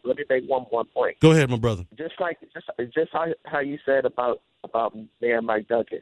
Just because you've been a leader doesn't mean that you are a good leader or a bad leader. Just because you have leadership experience doesn't mean that you're fit for the job. I mean, why would you want to have a bad leader just because he has leadership experience? I'm looking at the results, and I'm looking at the way Detroit is turning around, so it would be hard for me to call Mike Duggan right now a bad leader. That's all I'm looking at. Reggie made great points to you. Everywhere he has been, it's been a federal investigation. It's been a federal investigation at the DMC. Mm-hmm. It's been a federal investigation at Wayne County. It's been a federal investigation now for the demolition contracts. So everywhere he has been, it's been a federal investigation. And I will say that again, your options are Coleman Young and Mike Duggan. I just think that Mike Duggan's a better option. But Coleman Young has been he hasn't done a lot anyway. So I mean, his record is pretty clean. Either way it goes. You know why he hasn't passed a lot of bills? Because he has people. Blame it on the Republicans. He has your party. It's the truth. You know what the truth. How long was that going to take? Blame it on the Republicans. Because you have three. You have the Republicans have the Senate. They have the House. They have the governor. Right. So they have all the bodies of government. So yes, you have to blame the Republicans because he was in office when Jennifer Granholm was there, wasn't he? Wasn't he in office when Jennifer Granholm was there? How much did he get done during the lost decade? It still was a Republican Congress, wasn't it?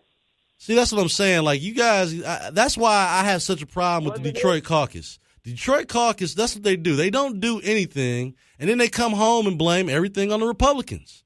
That's why I tell black folks. That's why I tell you might as well join the Republican Party then. If you're not getting any traction with the Detroit caucus, you might as well get involved in the Republican Party. Make it half and half. Because that's their excuse. That's been the excuse for all our lives. Oh, it's in Lansing. It's the Republicans' fault. Wait, it's 10 members in the Detroit delegation, and it's 100 congressmen, and it's 100 state reps. Right. That's 10%. That's 10%. What are you going to get done with 10%, Wayne? Are you really going to? Maybe look for some solutions. Maybe look for some solutions that actually works for all of Michigan. Instead of trying to make it, instead of going with identity politics and trying to make it about that, and then you get more people, more buy-in, because there are certain senators like Virgil that used to get bipartisanship on his deals. So maybe if you start crafting bills that are good for all of Michigan, and it wasn't so everything's not so slanted the way they do, maybe you would have more success. But I think a lot of times these guys from the Detroit caucus know that none of their bills are going to get passed in the first place. And then they come back to Detroit giving us the same boo-hoo story of, oh, it's the Republicans' fault. I can't get nothing done. They're blocking my legislation. So, hey, look, Eric, I got, now the phones are starting to blow up here. I got to take a couple more of these calls, but thank you. I blew up your phone. Thank you for calling in, my brother. All right, we're going to go to, Faye hung up again. All right, we're going to go to Tim. Tim's on the line. How you doing, Wayne? All right, how you doing, sir? Good. The reason that the U.S. Postal Service, if they do make a profit, because their own accounting, so you can't really verify anything. Right. They have a monopoly. They can do whatever they want. I mean, a monopoly should make a profit. They have no competition. So that's the main reason there. People need to start doing the research by thinking. And think about that. They've had a monopoly for how long? And they've just made a profit? And they just made a profit, you know? And we can't verify that because there's probably no outside independent accounting firm that's doing the audit. So that's the main reason. And secondly is that government has never and never will create jobs. We create jobs, the entrepreneur. There you go. And the only thing government does is protect their rich friends at the expense of the smaller companies. So people need to start doing their research, but the real research. Use your brain, start thinking, look around, and see what's out there. Don't sit here and tell us that we need to do this research that's all controlled by those people that are they're feeding bad information. They're feeding bad information, Tim, like fake news. Just like fake news. Absolutely. Well, thank you for calling in today. I appreciate your call. We're going to go to Joe. Joe's on the line. Yeah, good morning. Hey, that's just like asking black folks to start a race and they got 350 years head start. Mm-hmm. The reason why we can't, have you ever noticed, what have white America done for black America for us to be prosperous? Tell me. You said, what has white America done for black America to be prosperous? I'm gonna let you answer that question because I'm looking to what has white America done? What has white America done to make black America prosperous? I mean, do you want to take it to a basic level of like the Ford migration when black folks moved up to Detroit for jobs? Does that qualify as something white America's done for black people? Because that's helped build Detroit. Everything in Congress. Wait a minute. I just answered your question. Does that satisfy the requirement of what white America has done for black America to create some prosperity? Is not the great migration to Detroit? What's $5 a day, man? Oh, wait a minute. Oh, so wait a minute. Now creating the jobs aren't allowing for prosperity because Detroit was known as the black Mecca of prosperity. So to make that argument, I guess again, private industry created opportunities. Opportunity? That's not no damn opportunity. $5 a damn day when they got free shit. When they had free labor and they redlined everything. Wait a minute. You cannot confuse slavery again with working at Ford. The people left those conditions to come up here. That's the point. It's not the point about slavery. It's the point about our people and prosperity. What about? Do you think reparations are due? Tell me that. Tell me that right now, Joe. Oklahoma with 10,000 white men. Black Wall Street. And destroyed Black Wall Street. Ravaged the country. Right. My parents was alive when this stuff happened. My dad had to leave South Carolina because they was hanging folks. I'm not denying any of that. But you called and said, what has white America done? What has white America done for black America in terms of... Not a doggone thing, man. White people ain't... Well, I don't know. I'm going to leave you with this, Joe. I'm going to leave you with this one right here. A lot of folks left those places to come to Detroit to create prosperity. Detroit was the first place to have black homeowners the way we've done. As a mother, you better get correct, man, because the black folks ain't taking this BS no more. What these people doing? They want. Hey, how come they bail out? When somebody gonna bail the black man out? Sometimes we get tired too. Amen. Amen to that, Joe. Thank you for calling in. We're going to have to figure that out. I think some folks are still calling for reparations. Has John Conyers got that bill through yet? He's been working on that for about 30 years, but we ain't gonna talk about that right now. And so let's go to John. John's on the line. John, you're on the line with Wayne Bradley on the Wayne Bradley Show. Yeah, I think he'd have been better off saying, Wayne, in my opinion, in this country, Jewish people did more for black folks than white folks did. I don't care what nobody says. I don't have a problem with that. The Jews are God's chosen people. There's nothing wrong with that. I don't have a problem with that. Jews have offered a lot of opportunities for black folks, too. We share the struggle.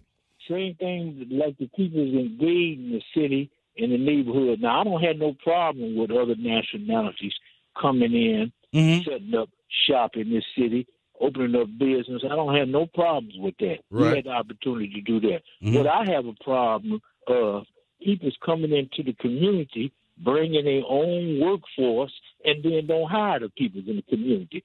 How come the problem we have in Detroit with carjacking, crime, and other things, how come we don't have that problem in Hamtramck? You got all those folks that Obama talking about that don't have a green card. They got these gas stations. They pass it on generations to generations to these peoples.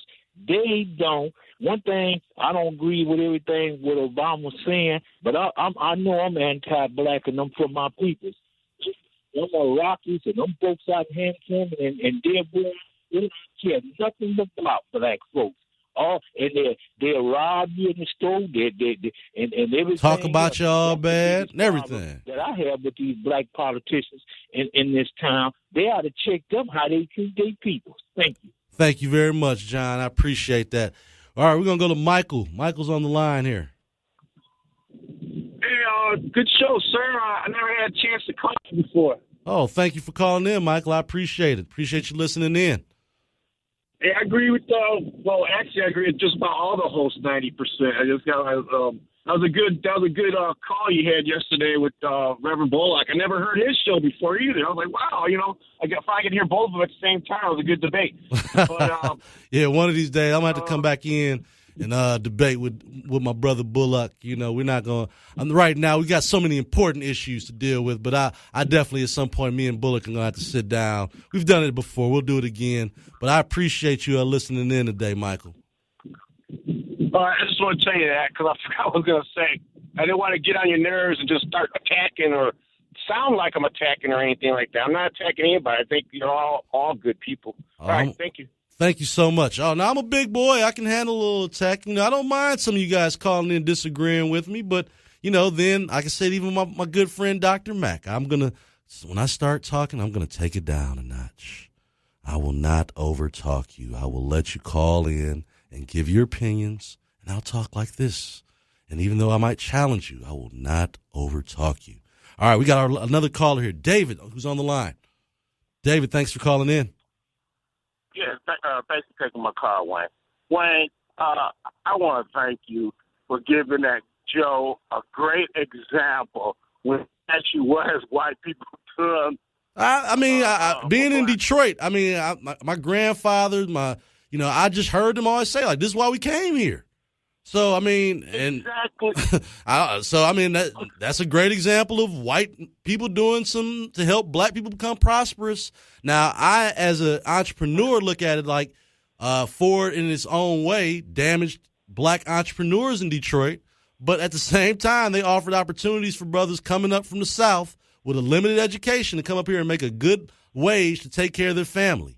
And so, to me, that's a great example of a white company or of a white man offering the opportunity to a black man to have prosperity in America. So that was a no-brainer. That was an easy one for me, being here in Detroit. Yes, hit me for $5 a day, man. They left the South in the thousands. I got family members today who work for Ford Motor Company. All of Detroit benefited when Ford hired all these blacks from the South. That guy Joe, he needs to just get his head out of the sandbox. He said some of the most idiotic things. the guy really he hates being in America, but he really loves being here because I hear these black folk complain all the time, and you know what I call them? I call them the whiners. Oh yeah, snowflakes. A group of whiners. They whine all the time. They complain about America, and I always tell them, "Why don't you leave America? Why don't you leave? Why don't you head back to your?" They find reasons to protest. They find stuff to be mad about. You know, that's what my good buddy David Bullock. I told him last week. You know, I told him yesterday. I was like, just let me know when the next protest is. I'm sure there'll be one next week. It's always something to protest about around here, so let me know, and I'll come participate with you. I don't have a problem with that. He didn't want to even invite me. He said, I need to figure it out on my own. Well, you know, let me know. You got my cell phone number. We talk when we want to, so let me know. I'll come participate. I don't have a problem with that, but I appreciate, like I said, to me, those kind of calls and questions, those are slam runs, those are easy home runs. You know, those are the kind of people that offered us prosperity, and relatives like mine and yours obviously took advantage of that. Exactly. And Wayne. Yes, sir. You should have told Bullock, don't go to any of these protests. They are a waste of time. Oh, you're gonna hurt Bullock's feelings saying that being a waste of time. Lord knows. I say he protests every week about something. So I mean, and not that they're not bad, not that they're not good causes or worthy causes. It's just that they're not. Wayne. They're not worthy. The last benefit protest for black people was when King was protesting in Birmingham. Say it's been a while. It's been a while. It's been a while. These little protests they have, they're ridiculous. They don't benefit the masses of black people. You know, the only way a protest is effective, you have to stop the money from flowing. Right. And they're not doing that. Like with the he going up there in Lansing, want to protest the state police. Well, I mean, even with that, the demands get lower and lower. We want her to quit. She's not going to quit. Well, we want her to take some time off. She's not going to do that either. I mean, so, like, at this point, maybe you should spend a little more time just having some dialogue with her about these issues and move on. Move on from that. Now, the young man that lost his life, keep pushing on that. That's a worthy cause. And, again, I just think that overall we have a lot of issues to work on in our community. And it's not, the police are not our biggest issue in fixing our community. It's just not. You know, I'm just being honest. Detroit, in particular, Detroit police, we have a good police chief that's worked and when he has issues, when you have bad police, he deals with it. So I think that's what I'm looking for from my police chief is accountability.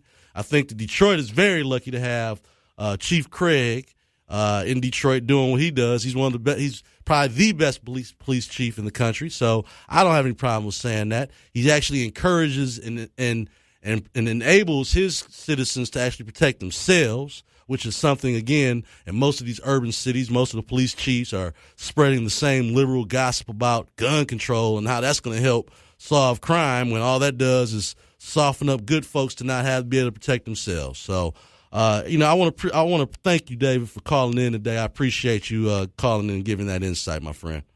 We got a couple minutes left. We're gonna go here. Who we got left? We got Joe. We got Joe on this one last call. I never even got to talk about the NFL today, man. I was looking forward to that. No, forgetting, see, what it is white supremacy, man. To all y'all people talking about Joe, I was in the white man Navy. These people don't give a damn about you. That's what Bullock said. Y'all black folks is too busy giving the white man 250 lashes on the nuts with your tongue. That's why y'all brainwashed. Oh man, you and Bullock, man, you guys have some nasty minds, man. I don't know what is going on here. You and Bullock, y'all got some nasty minds. Y'all got to get y'all minds out the gutter. But I tell you what, y'all gonna be the first to go. Them the same people that didn't want your parents sitting next to them, man, and in the bathroom. These are the same people that's in the White House. That's how come we can't get nowhere. These people is sick, man.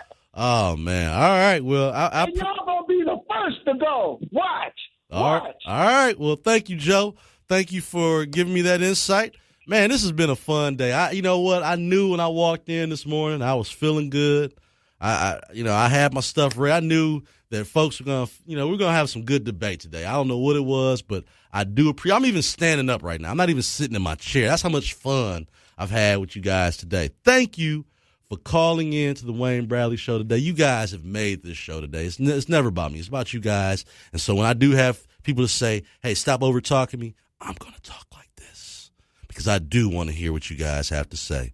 So thank you again. You're listening to the Wayne Bradley Show. Just so you know, you can go to conservativebro.com and get the podcast of the show. You can go to Apple iTunes and get it. So on the podcast, you can get it on there. SoundCloud. You can hear this show in any different format, even iHeartRadio now. So listen in to the Wayne Bradley Show every morning, 5 to 7 a.m. Thank you for listening in. God bless. It's the Wayne Bradley Show, conservative political radio, giving you what you need to know. Listen up, it's the Wayne Bradley Show. It's the Wayne Bradley Show, conservative political radio, giving you what you need to know. Listen up, it's the Wayne. I am back indeed. This is Cliff Russell. In case you hadn't heard, a week ago this evening, I suffered a heart attack. It was my fourth heart attack. And my wife, Sharisa, took me to University of Michigan Hospital. They gave me a cardiac cath, and they found out that I needed a stent, make that another stent in my heart. So now I've had 4 heart attacks. I now have 8 stents in my heart. And thank the good Lord that I am here to tell you about it and to do another show. Let me start right off by saying thank you to all of the people who called me, who messaged me.